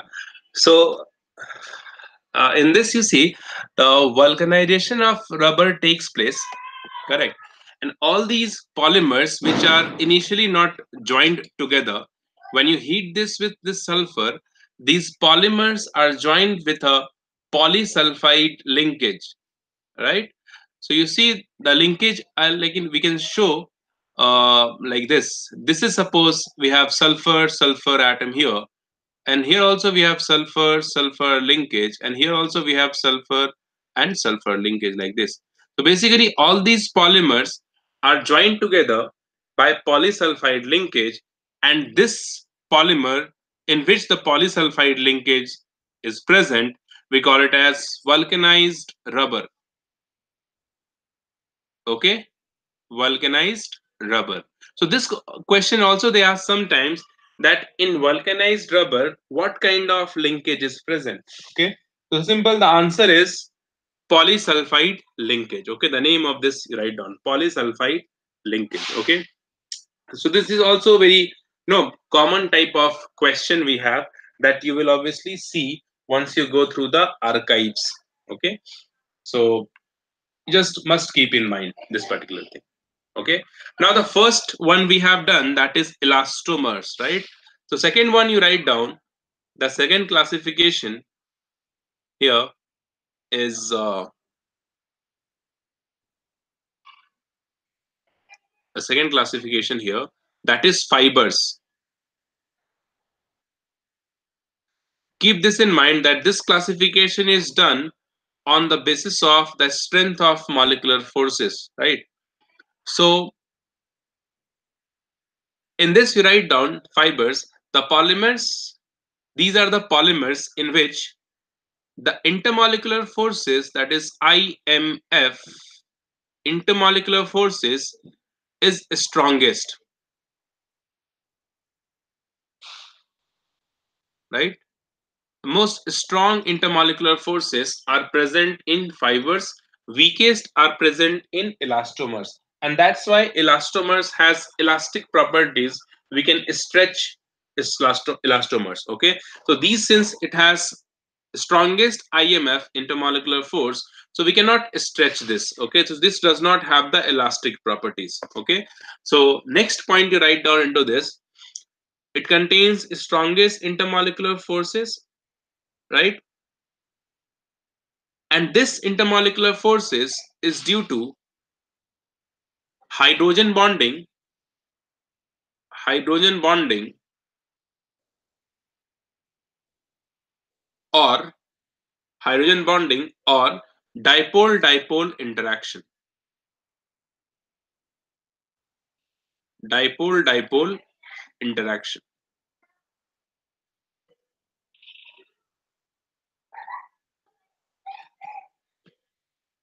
Dipole-dipole interaction. Right? Examples you write down for this. The example you write down, nylon.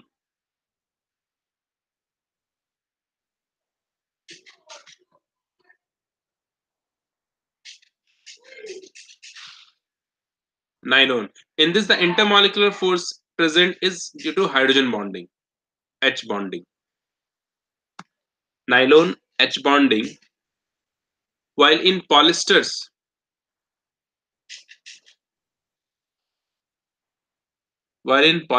right?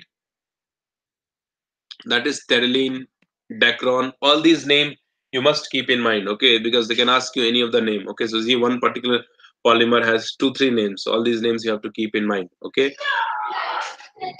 In polyesters and polyacrylonitrile, polyesters and polyacrylonitrile, acrylonitrile, the intermolecular force is due to dipole-dipole interaction. Okay, so this also you have to keep in mind, dipole-dipole interaction, because this also they ask that in which of these polymer hydrogen bonding is present, or what kind of intermolecular force is present in this particular polymer. Okay, dipole-dipole interaction takes place. Okay,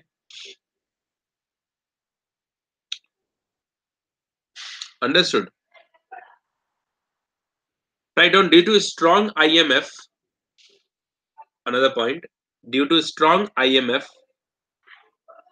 fibers have high tensile strength and least elasticity, like I told you. High tensile strength and weak and least elasticity.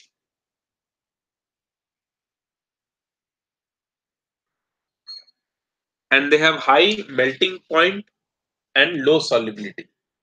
High melting point and low solubility. These are few properties of this. Okay, least elasticity, high melting point, and low solubility.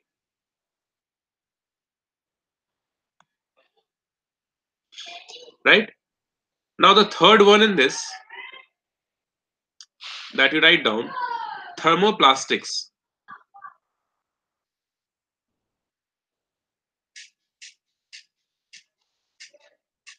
Thermoplastics. Okay, you want a break. Okay, so 146 is now, so we'll start at. How many of you want break? Tell me.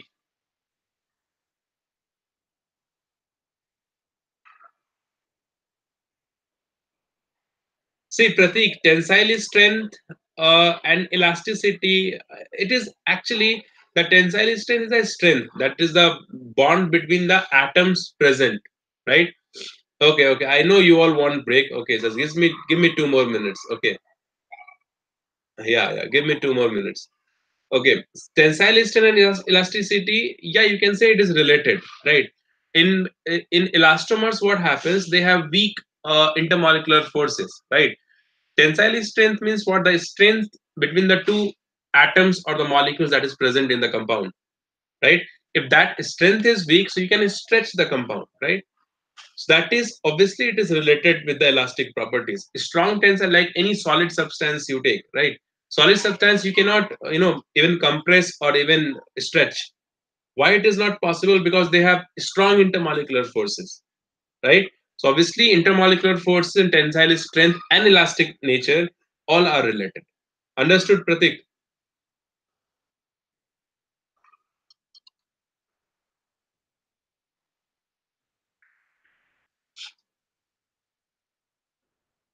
Yeah, you got confused with this vulcanized rubber, right?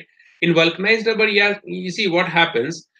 Actually, you see, I have drawn the structure like this in vulcanized rubber, right? So they are randomly arranged initially. There's no fixed pattern. In some book you have seen they have given the structure like this. After vulcanization, the molecules becomes like this. They have arranged in a manner, in a ordered manner. Okay, and this kind of cross linking were there. This kind of cross linking is there. So because of this arrangement in a proper manner, in a ordered arrangement, that will help in increasing the elasticity of the molecule, right? So intermolecular forces and polysulfide linkage, these are two different things, Pratik. Intermolecular forces is a strong, and polysulfide linkage, the linkage between the two molecules, it will arrange in a ordered manner. Okay, but intermolecular forces is related with the strength of the molecule, strength of the substance. Okay, you can easily relate this with any solid or gaseous molecule. Gaseous molecules obviously have low intermolecular forces, right? Weakest intermolecular forces. But solid has high intermolecular forces, so that you cannot compress that, and solid does not have the elastic nature, right? So polysulfide linkage and intermolecular forces are two different things. What are all different intermolecular forces? We have electrostatic attraction, we have hydrogen bonding, we have dipole-dipole interaction, right? There we don't consider any polysulfide linkage. So polysulfide linkage is not is not an intermolecular forces. Got it?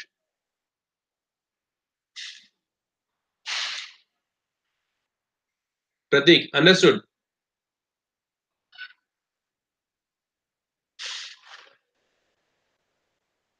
Yeah, so that's the thing. So polysulfide linkage is not an intermolecular force, it's type of intermolecular force. Okay, because of polysulfide linkage, there will be a proper arrangement. Okay, and the polymers which are randomly arranged initially, they are arranged in a proper manner, and then this elasticity. See, actually, what happens? One more thing I can tell you here: when they are arranged like this, then they can slip over each other, right? They can slip over each other because they have arranged in a proper manner, layer by layer kind of structure it is. So when this kind of slipping is possible, that is nothing but the elastic nature.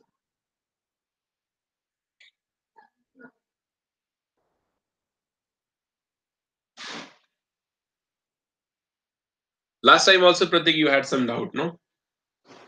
I forgot that. Did we discuss this in the class? I told we'll discuss that in the class.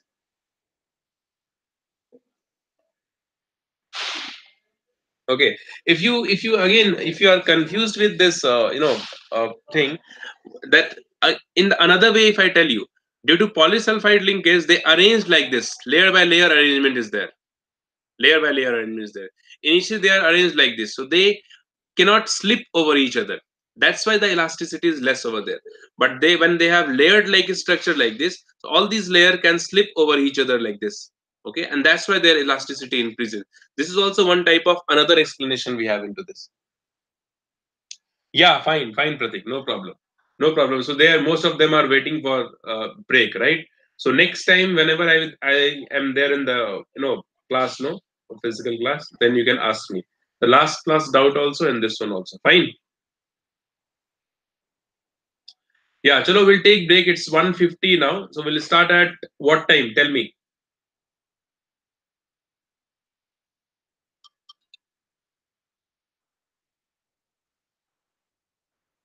That's true, Amog.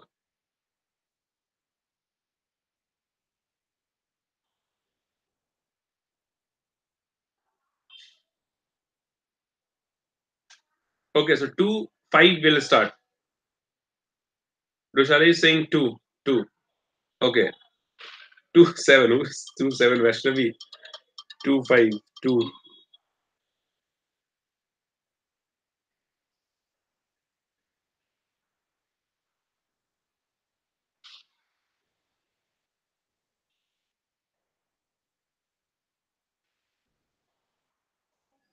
Okay, chalo, you take a break. We'll start at 2:05. Okay, 10, 15, 20, 12, 13 minutes will take. Okay, okay.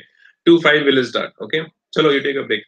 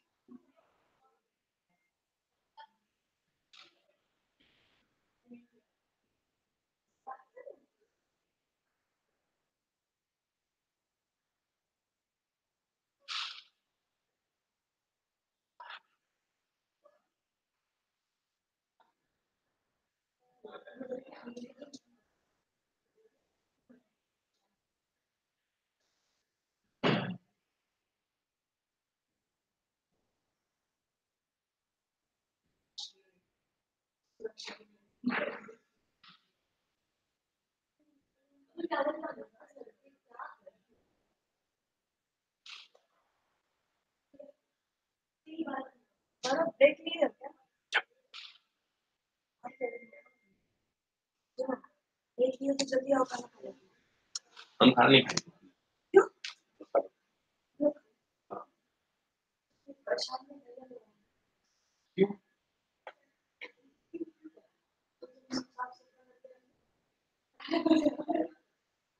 वो time नहीं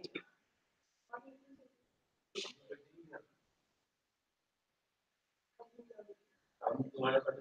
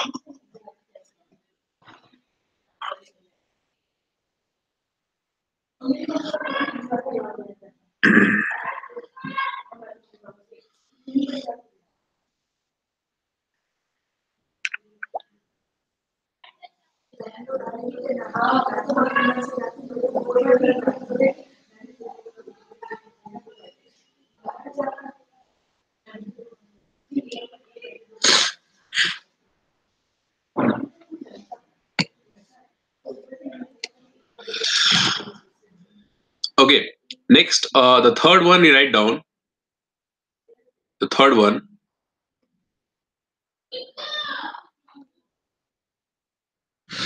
in this is thermoplastics.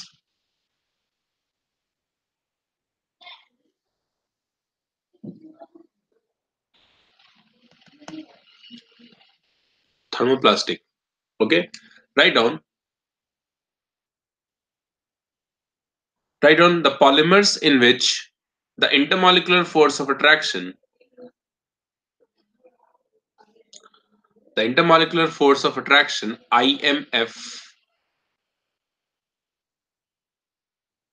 the polymers in which the intermolecular force of attraction is in between elastomers, elastomers and fibers. Elastomers and fibers. So if the intermolecular forces lies in this range, more than elastomers but less than fibers, those polymers are said to be thermoplastic. Okay, write down. Next point. These are linear polymers. Okay, properties of this linear polymers, which is hard at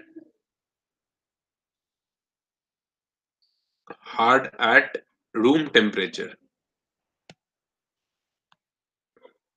Linear polymers which are hard at room temperature. Okay,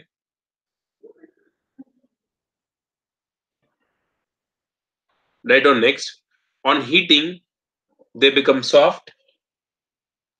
On heating, they become soft. On heating, they become soft and again become rigid on cooling. And again become rigid on cooling. Okay, like you must have seen plastics, right? Plastic bag or any plastic bottle that you have. When you heat that, it becomes soft, right? And when it again cools down, it becomes hard, right? So that's the thing. We have thermoplastic, right? So again become rigid on cooling. The process of heat,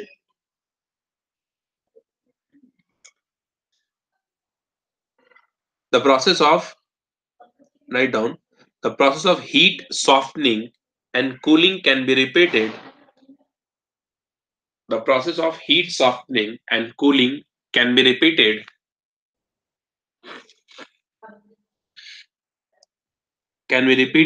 as many times as desired,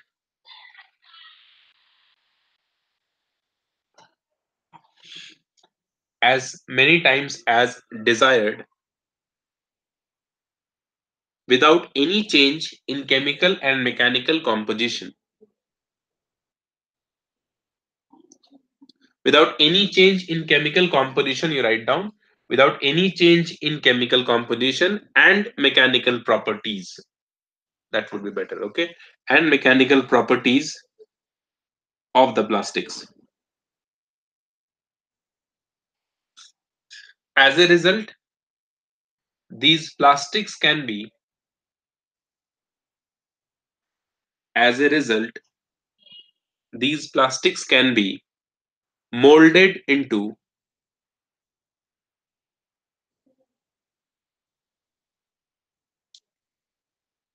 molded into toys, buckets, telephone, television cases, etc.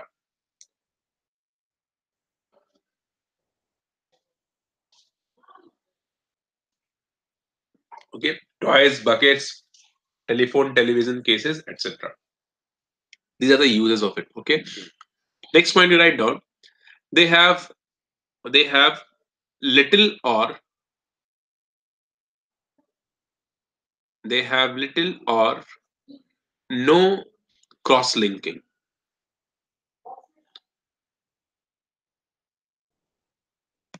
So generally, they don't have any kind of cross linking. Okay. Some examples you write down. Examples: polyethylene,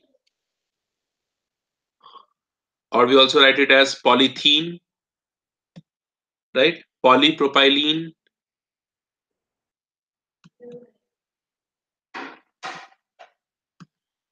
polypropylene, polystyrene, PVC, Teflon, polystyrene,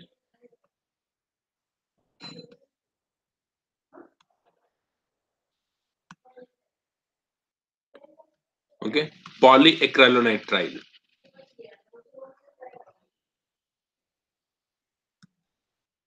polyacrylonitrile. All these are examples of thermoplastic. Okay. One more term in this that sometimes they ask, that is plasticizers. Write down in this only, plasticizers.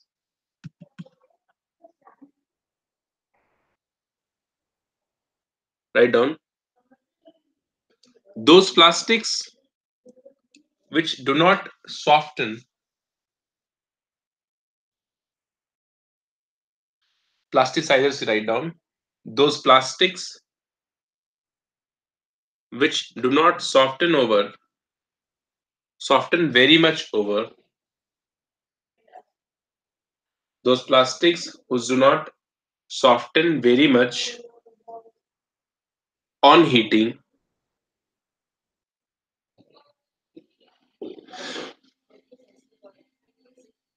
very much on heating, can be made soft and workable. Those plastics which do not soften very much on heating, can be made soft and workable by the addition of certain organic compounds, by the addition of certain organic compounds called plasticizers.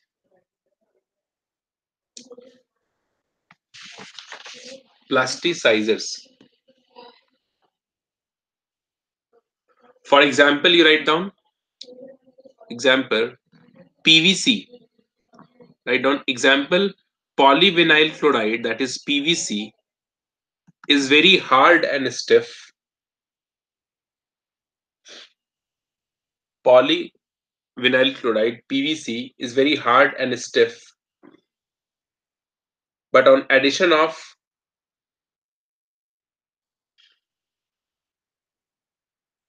an addition of dye N butyl phthalate,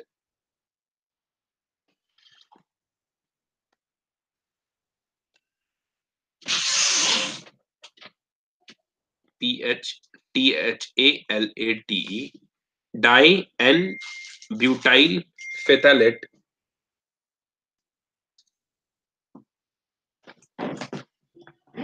but the addition of diol and butyl phthalate makes it soft and rubber-like. Makes it soft and rubber-like.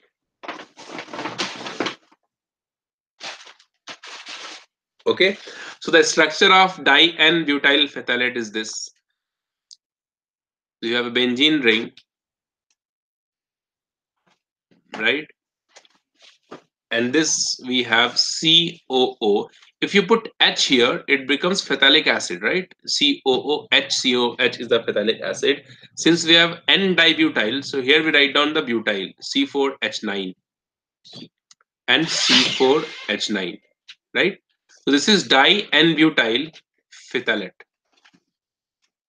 right? This is a plasticizers, an example of plasticizers. Okay, we can also use, in short, we write down as DBP, dibutyl phthalate. Okay, we can also have the another example of plasticizer, that is dioctyl phthalate, PHTHALAT. So instead of butyl, we have octyl here, right? So DOP we call it as, in short, dioctyl phthalate. The structure of this will be this one, COO C8H17. Sorry, this H is not here. Sorry, C8H17, and here also we have COO C8H17. This is dioctyl phthalate. Okay, orthocresyl phosphate also another plasticizers. Orthocresyl phosphate. The structure is this, CH3, and here we have O, P double bond O, double bond O, and OH. Okay, this we call it as orthocresyl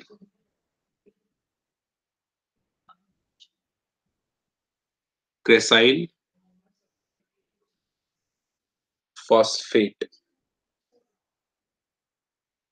right? So this is the three example of various plasticizers we have.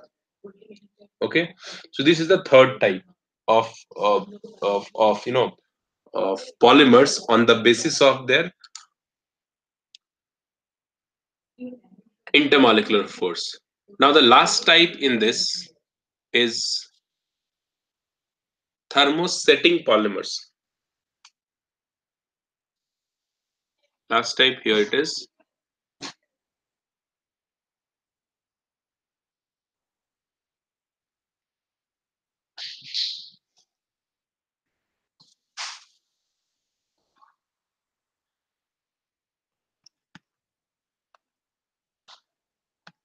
thermosetting polymers. Okay, so right down into this. These are semi-fluid substance. Thermosetting polymers are semi-fluid substance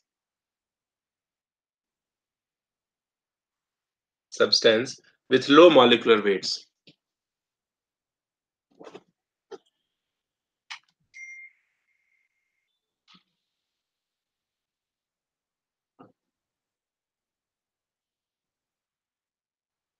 Substance, low molecular weight.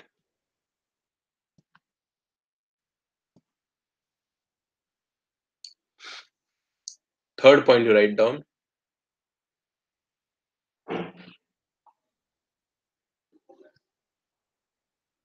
On heating, write down on heating.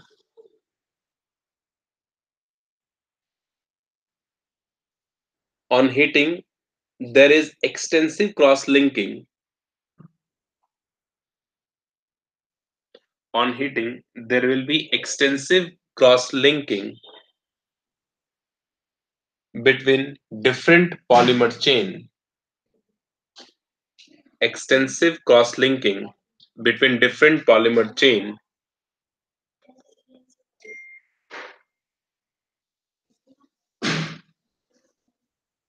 polymer chain to give a three dimension three-dimensional network, three-dimensional solid network. You write down three-dimensional solid network.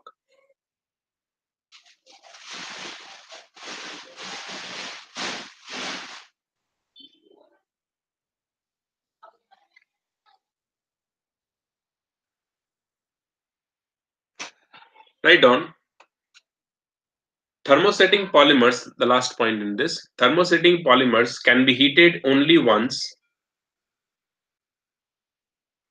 Thermosetting polymers can be heated only once into its solid form. Into its solid forms. It cannot be. It cannot be remelted. It cannot be remelted once the solid has been formed.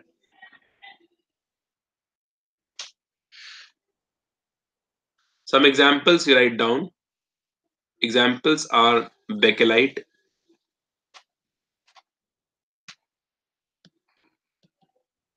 Some examples are Bakelite, which is the polymer of phenol and formaldehyde. It is the polymer of phenol and formaldehyde. We'll discuss this also. Phenol plus formaldehyde. These are the monomer of Bakelite. Bakelite is a thermosetting polymers. Next one we have urea formaldehyde. Urea plus formaldehyde.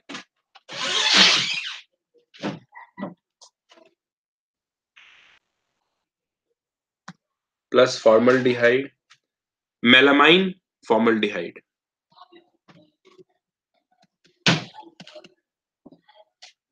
Melamine formaldehyde. All these are examples of examples of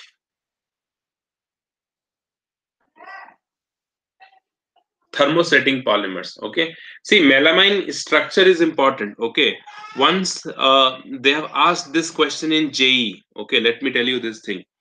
First of all, write down the structure of melamines. It is this.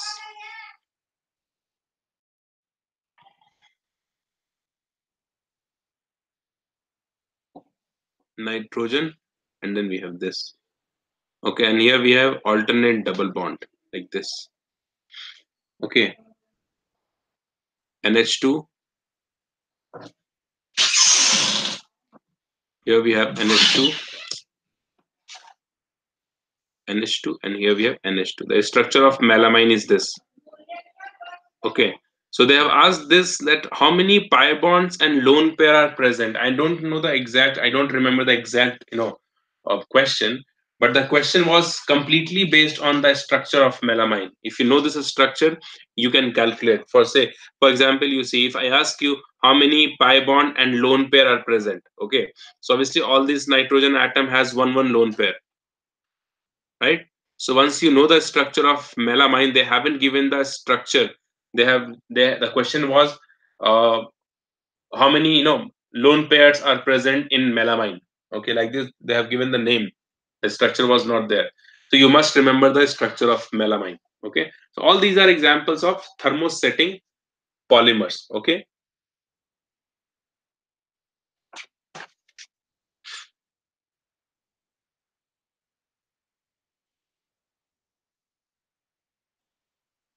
okay.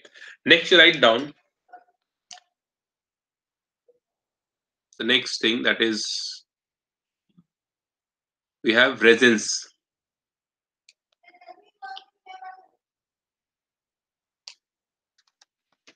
So we have almost done with this chapter. Only a few things are left. One, two things we'll discuss.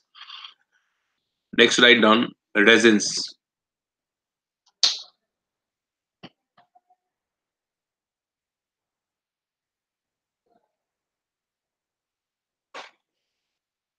Okay, write down You know what is resins?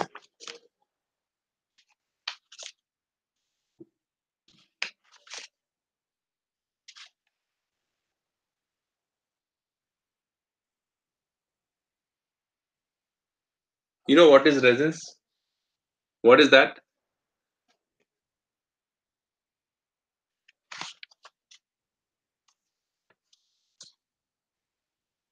Yeah, it's a sticky substance. Usually you can see on the tree. Yeah, you can see on the tree some yellowish orange color of that substance. Okay, organic polymers.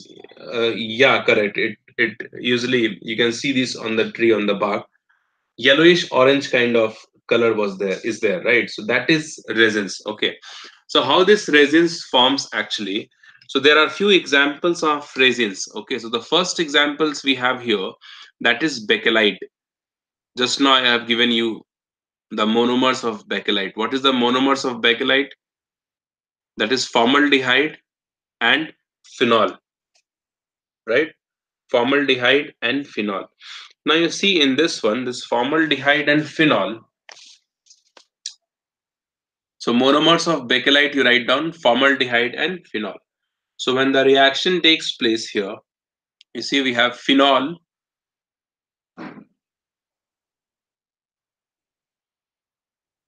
OH, and formaldehyde. That is H, C, double bond O, and H.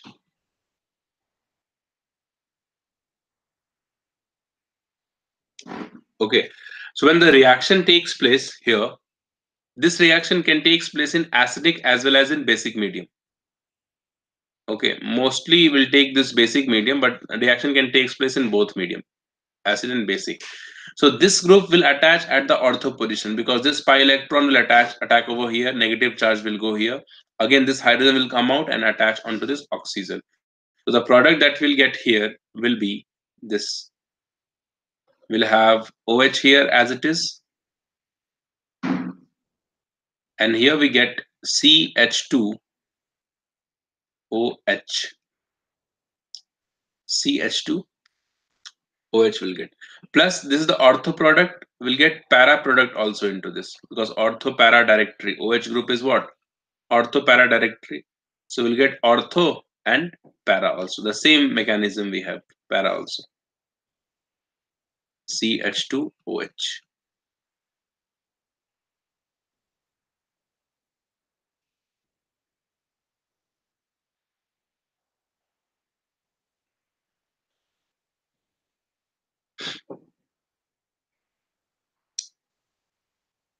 Right? Now in this what happens? In these two copolymerization takes place. Right? Because two different substances, one is ortho, other is para. So copolymerization takes place. And once you do this copolymerization, okay, I'll write down the structure that what product we'll get here. And the structure will be like this. Under copolymerization, when these two goes, and the structure we'll get here is this. We have a ring,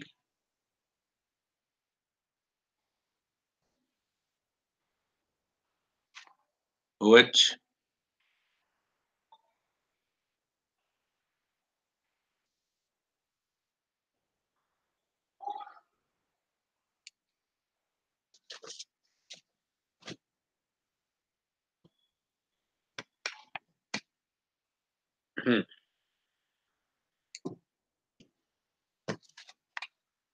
okay, the structure will be like this, OH, and then this is connected with CH2,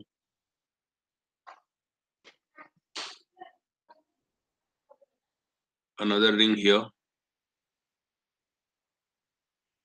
OH, and again we have another ring, OH. Cross linking also takes place into this. So this structure is not important. Okay, CH2,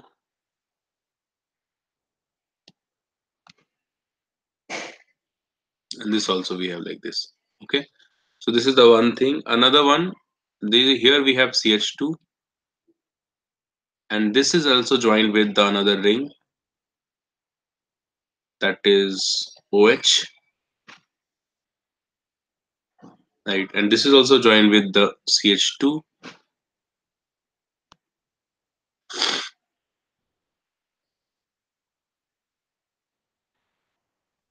OH, and these 2 points also joins with CH2 here like this. Here we have CH2, and this also joins with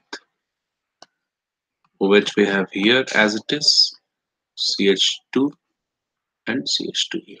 Okay, this we have again this side CH2, and this is the another type, and this. Okay, so this kind of a structure we call it as cross cross linking is also there. So this is nothing but bakelite, which is a cross linked polymer. Cross linking takes place in ortho and para substitute product.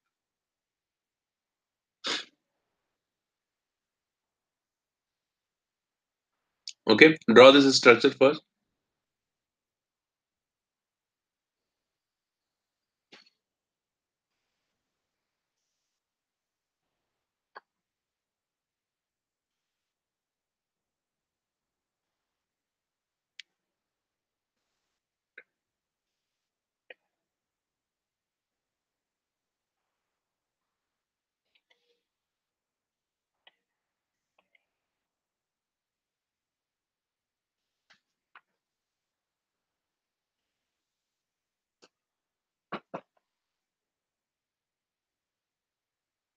Understood? Done.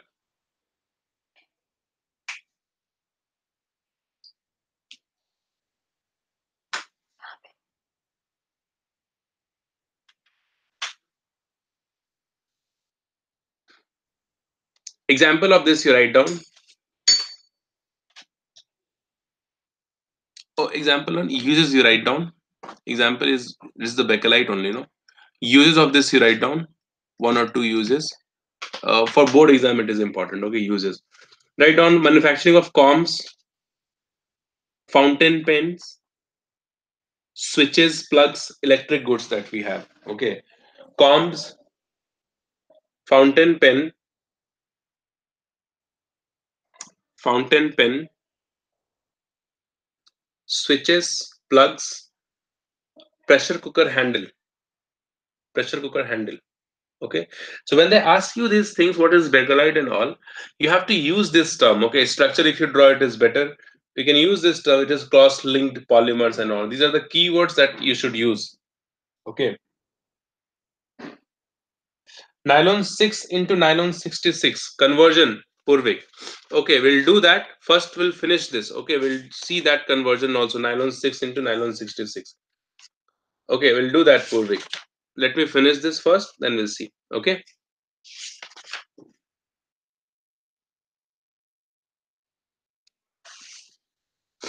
Okay, so these are the like bakelite. You have to memorize the monomers of this. Now the another type of resins we have, that is melamine and formaldehyde. Okay, another after this we have urea and formaldehyde. Okay, that we call it as polyurethane. Okay, urea and formaldehyde. I'll just write down the monomers of all these. Okay, so that you can memorize. The structure is not that important, so I'm skipping the structured part. Okay, so melamine and formaldehyde. Okay, again the melamine and formaldehyde.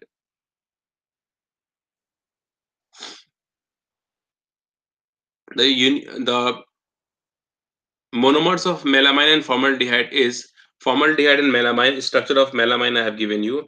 Urea plus formaldehyde. If you see urea plus formaldehyde,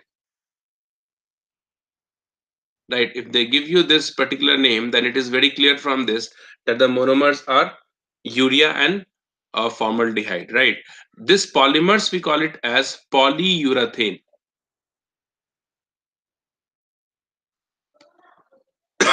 Excuse me, polyurethane. Polyurethane, ETHANE. Okay, so polyurethane, the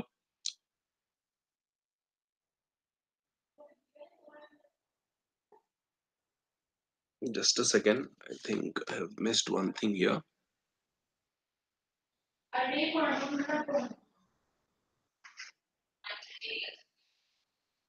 Okay, no, this is a different thing. Wait, 1 minute. Just a second. You don't write this polyurethane. It is different actually. I mixed one thing. Okay, so urea formaldehyde.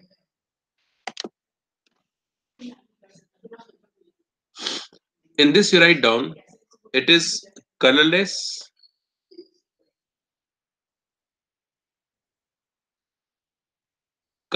hard,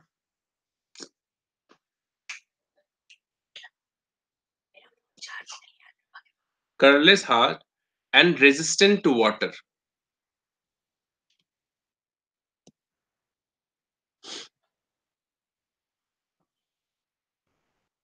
Resistance to water.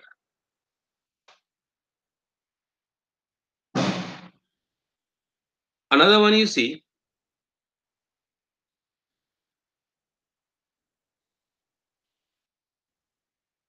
melamine formaldehyde, you write down. Melamine formaldehyde. The monomer is again same, formaldehyde and melamine. It is used in the making of plastic crockery. Plastic crockery, cups, plates, all these are the uses of it. Okay, one last one in this you write down, that is polyurethane. It is a different polymer. Polyurethane. Okay, you see, it is a polymer of urethane. The monomer of this is urethane. This one is important. Okay, monomer of this is urethane, and this urethane is formed by the reaction of isocyanates, that is R N double bond C double bond O plus alcohol. Okay, R dash OH. When this isocyanates and alcohol reacts, it forms this. This pi electron goes here, right? And it takes the hydrogen, so it forms RNH C double bond O, C double bond O and OR dash here. So this particular compound is urethane. Urethane, urethane. Okay, and the polymer of this we call it as polyurethane. Okay, so that is one thing you must keep in mind. Okay, it is used in the manufacture of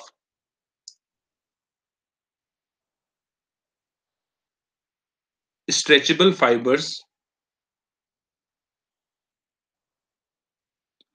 stretchable fibers.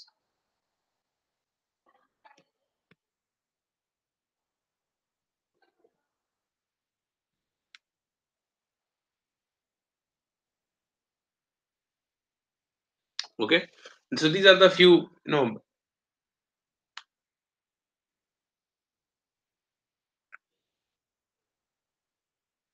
what is the name of the polymer of melamine formaldehyde? It is melamine formaldehyde resin only. It comes under resin. So different types of resin we have. So that's we call it as melamine formaldehyde resin. Okay. So okay, next you write down. The next one is rayon. Just last thing in this. Just write down the definition of rayon. Okay, there is not much thing into this. Sometimes they'll ask this question also, what is rayon? Okay, so RAYON, rayon. Write down It is an artificial silk. It is an artificial silk that includes all synthetic fibers. Artificial silk that includes all synthetic fibers obtained from cellulose.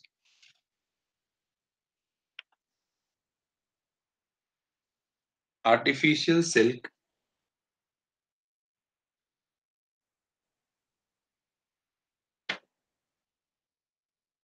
obtained from all synthetic fiber. Synthetic fiber includes all synthetic fibers obtained from cellulose. Okay, so this is rayon, right? Next, write on biodegradable polymers. Only definition we have: biodegradable polymer.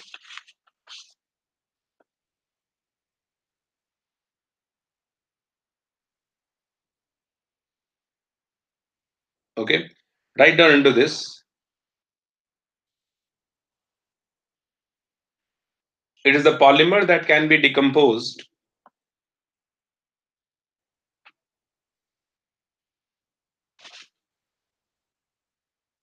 It is the polymer that can be decomposed.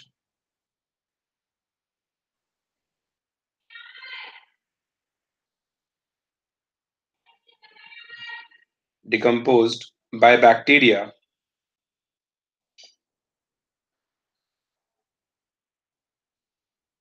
Decomposed by bacteria through hydrolysis or oxidation.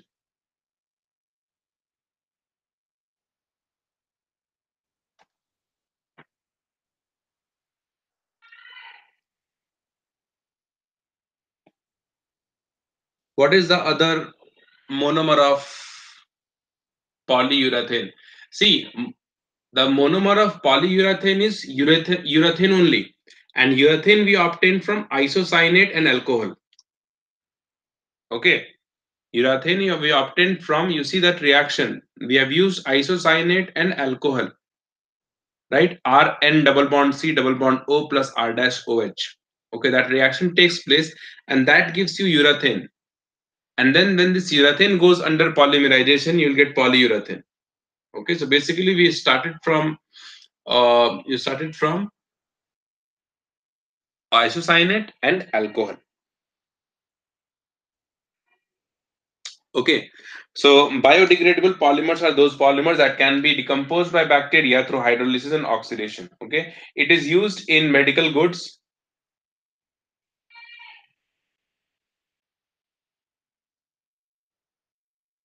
It is used in medical goods for control, drug release, and plasma substitution.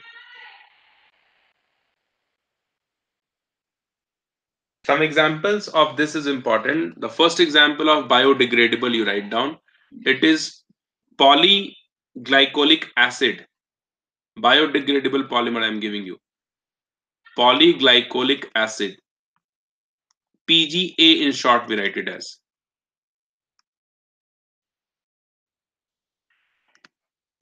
PGA. Polyglycolic acid. The another example of this we have polyhydroxybutyrate.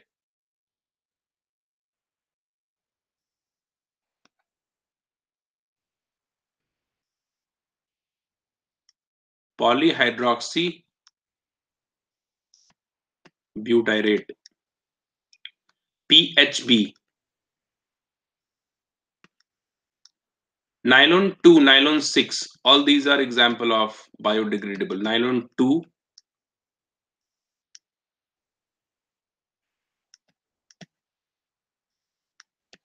nylon 6, example of biodegradable. After this, you write down the next, that is non-biodegradable. Non-biodegradable.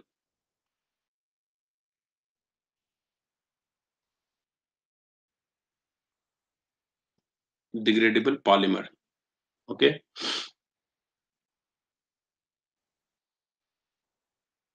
This is just reverse of the biodegradable polymer, okay, which cannot be decomposed by bacteria, okay, which cannot be decomposed by bacteria. Example, we have polyethylene,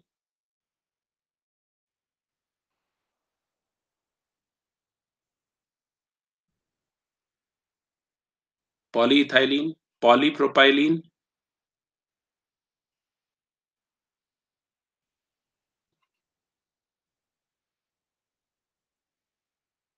etc.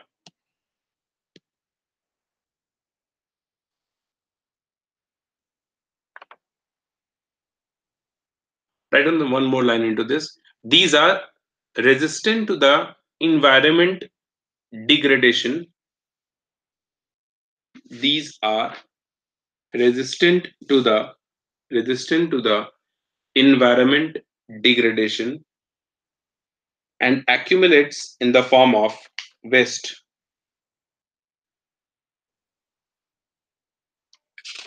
And accumulates in the form of waste.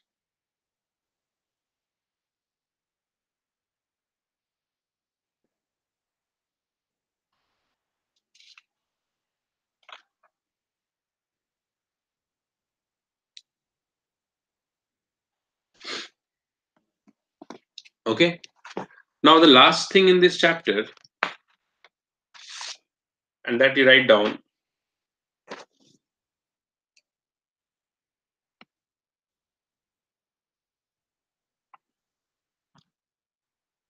this is important for JE, that is Ziegler-Natta Catalyst. Ziegler-Natta Catalyst. Okay, this is actually the combination of TiCl4 and aluminium triethyl C2H5 whole 3, sorry. TiCl4 and AlC2H5 whole thrice. Okay.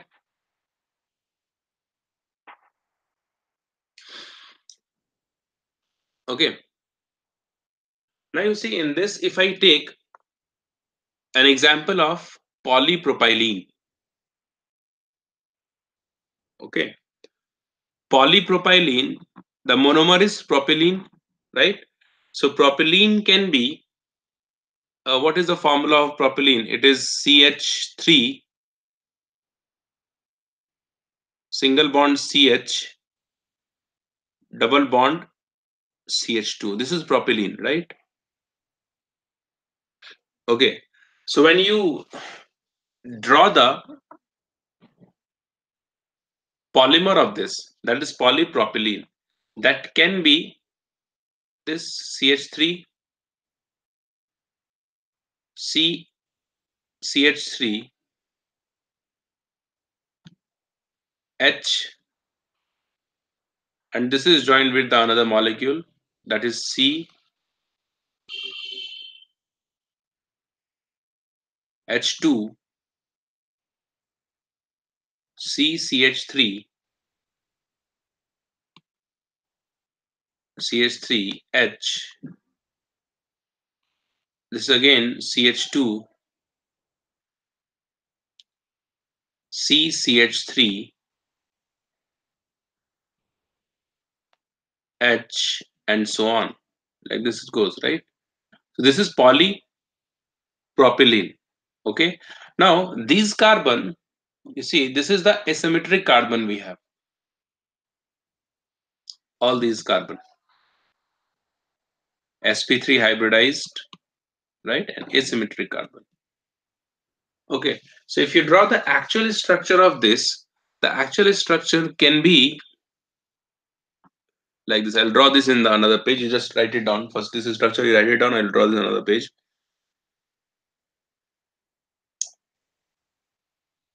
Okay. You see, there are possibilities since it is a polymer reaction on which we do not have that much control. So the position of this CS3 here, it can be anywhere. It can be on the same side also. it can be alternate also, it can be of any arrangement. Okay, so there we do not have any control, right? So if you see the if you draw the structure of this, all possible structure, if I try to draw, one possible structure is this one.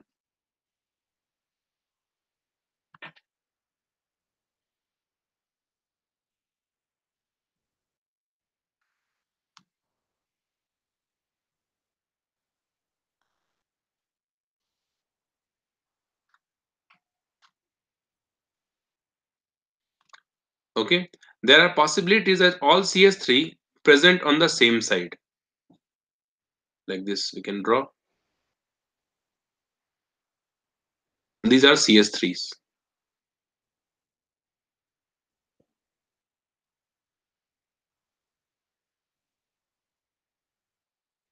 Right? There are possibilities that all CS3, like these CS3, are present in alternate fashion, like this.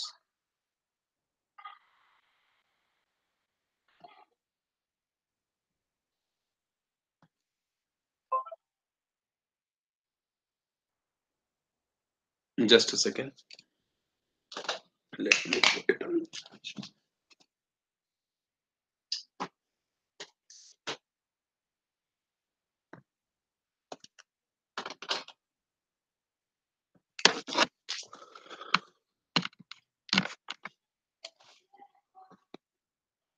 Okay, so these are the dotted line we have into the plane, right? And then again we have out of the plane. So this is in the alternate fashion, right? Dotted line, alternate fashion. Another one more possibility is what? There is no ordered arrangement. Randomly the molecules, the CS3 molecules are arranged, right? So it is can be anything like this, or again, anything like this. There's no pattern, right? Random arrangement. The third one is the random arrangement we have. So since we don't have any control over the reaction, right? So we can have any of these three possibilities, right? The polymer that you get. Okay. So this is the regular arrangement we have, the first one.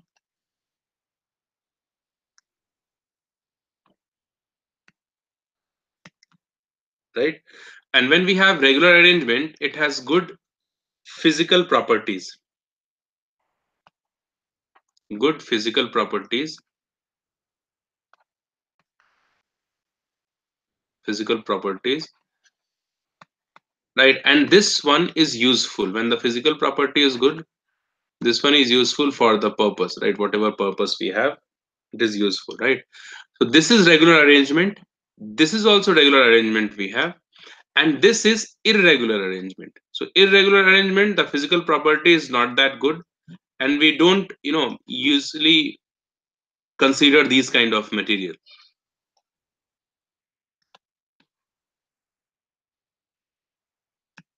Arrangement, okay, not useful for the product. There is no good physical properties of irregular arrangement, right? So when all these CS3 molecule present on the same side, we call it as isotactic. It is isotactic structure. When all these molecules CS3 present on the same side, okay.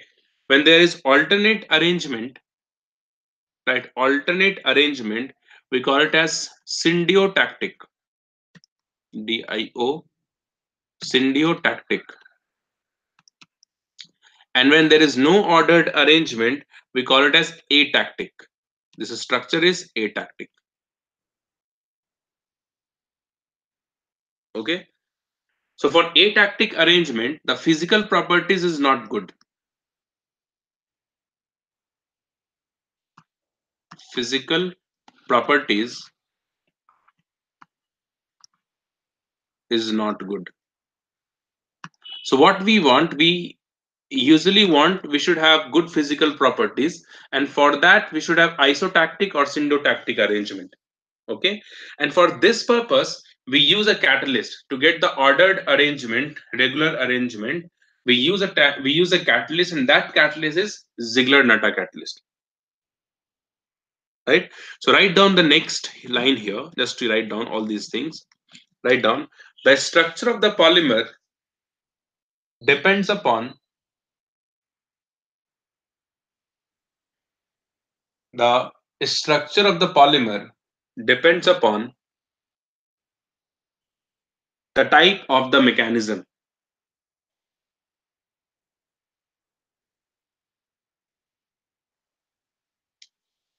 Type of the mechanism by which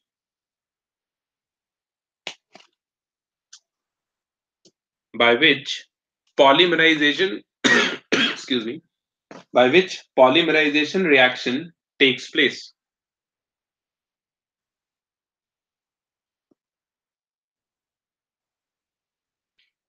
By which the polymerization reaction takes place. Right? Next line. In free radical arrangement,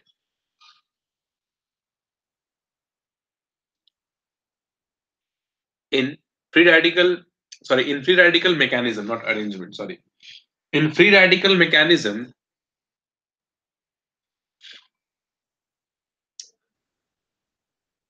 we don't have any control over the reaction,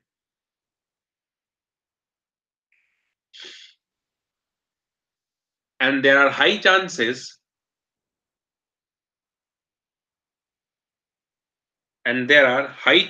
to get atactic arrangement.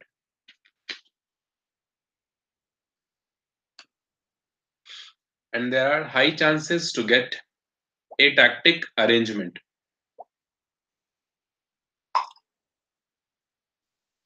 Okay, and hence to get the regular arrangement, and hence to get the regular arrangement,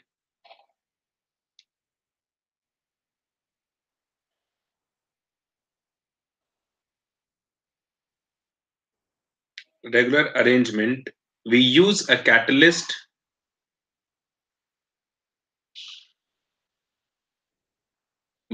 a catalyst which is known as Ziegler-Natta Catalyst.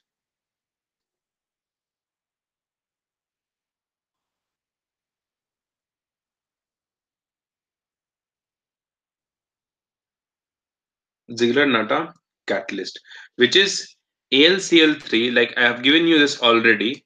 Generally, we take C2H5. Okay, one more thing I'll just write down here. TiCl4. It is TiCl4 plus aluminium trialkyl. Aluminium trialkyl R3. Okay. Usually we take C2, excuse me, C2H5 here, but this can be any alkyl group. Okay. But generally we take triethyl over here. Okay, but it can be any alkyl group. This question they have asked many times in the exam, that what is Ziegler-Natta catalyst.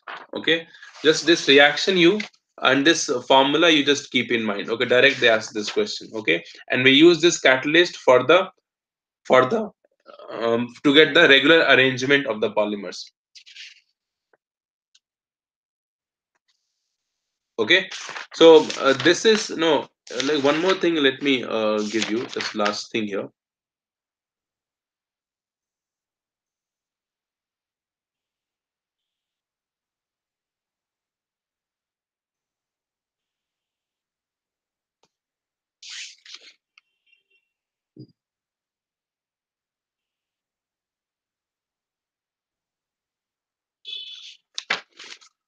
This one you write down.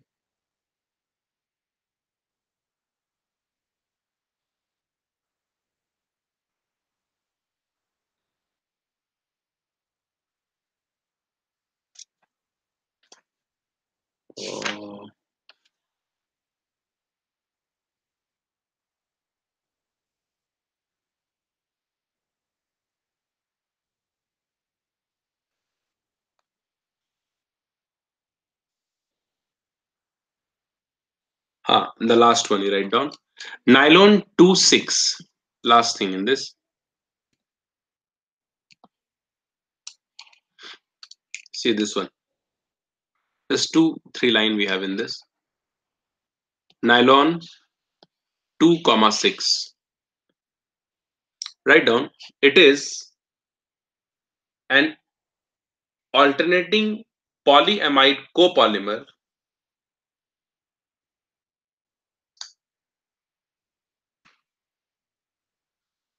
It is an alternating polyamide copolymer of glycine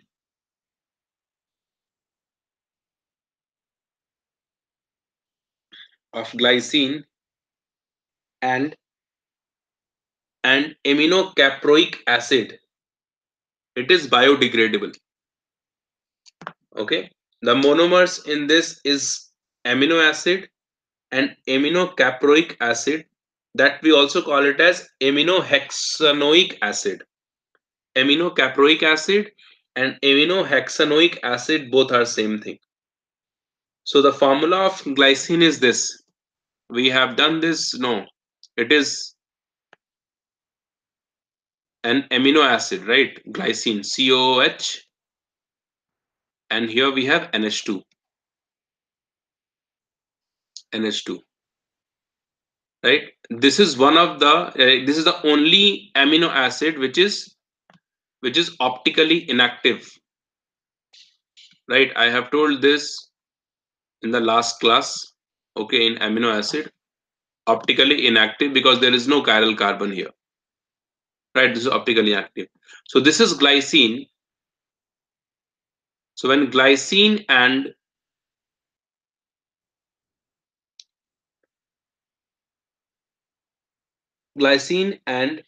aminocaproic acid, which is aminohexanoic acid also, right, takes part in the reaction, so that will be NH2 here, NH2, then CH2, it is sixth one, this is fifth one, fourth one, third one, second one, and COOH. This is also the amino acid, right? Amine and acid both are present into this. Okay, so this we call it as, or we also call it as sixth position, we have amino group present. So 6 amino hexanoic acid, or we also call it as 6 amino caproic acid. Both are same thing. Must remember this name, caproic acid. So these two are the monomers of what? Monomers of nylon 2,6. Why we are calling it as 2,6? Because the position of NH2 will be at first and second carbon, and here it is at the sixth carbon. We'll start from here: 1, 2, 3, 4, 5, and 6. Okay, that's why we are calling it as nylon 2,6. So when these two condense, this OH and H comes out, and this with CO joins with this N, and whole things will be there. Okay, so like that we can write down the structure. So I'll just write down this polyamide linkage here.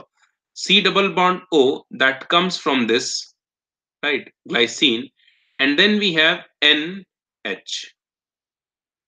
right?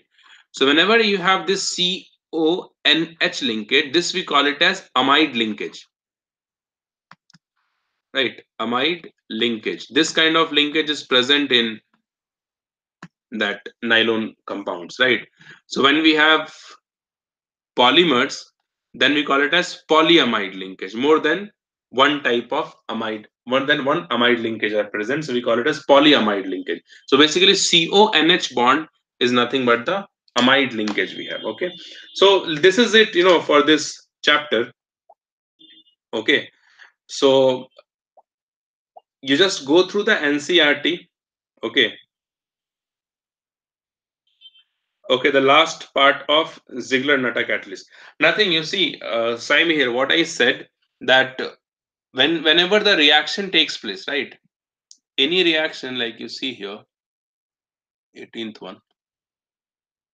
Okay, what I said, if this reaction goes right, so if you do not have any control on the reaction, correct, so we can get this molecule in any of these arrangement. Okay, we can have regular arrangement also. We can have irregular arrangement also. What are regular arrangements? Where CS3, where all this position, this chiral carbon that you have, all these carbon carbon will have the fixed ordered arrangement. Means either this CS3 present on the same side or alternate. These two are ordered arrangement. But if it is randomly arranged like this, okay, there is no pattern over here, then this is irregular arrangement. So whenever we have irregular arrangement, the physical property in that case is not good. Okay, so our objective is what? Our objective is to get the regular arrangement. Now to meet this objective, we'll use one catalyst, and that catalyst is Ziegler-Natta Catalyst.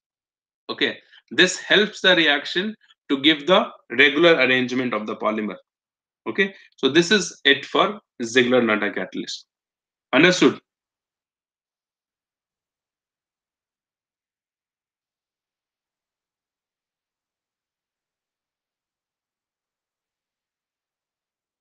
Okay, so anyways, we have done with many examples in this chapter. Okay, like no, you just go through NCRT, and if you get some other examples also, monomer and polymers, those things you must keep in mind. Okay, theory of NCRT you go through, that is more than enough for this chapter. Okay, so we are left with metallurgy part. Okay, and probably I don't know, I'm not sure now. Metallurgy again I'm trying to take online only. Okay, so I'll combine all those batches and take online. So next class, physical class, we'll start some revision. Okay, we'll solve some questions of equilibrium, since we have started chemical and we haven't done ionic, right? So we'll start equilibrium in the next physical class. We'll solve some questions. So it will be good for all of you to go through the theory part and come. Better you come prepared so that we can solve more and more questions, and all those theory which is required for one particular questions, that we'll discuss in the class. Okay, fine.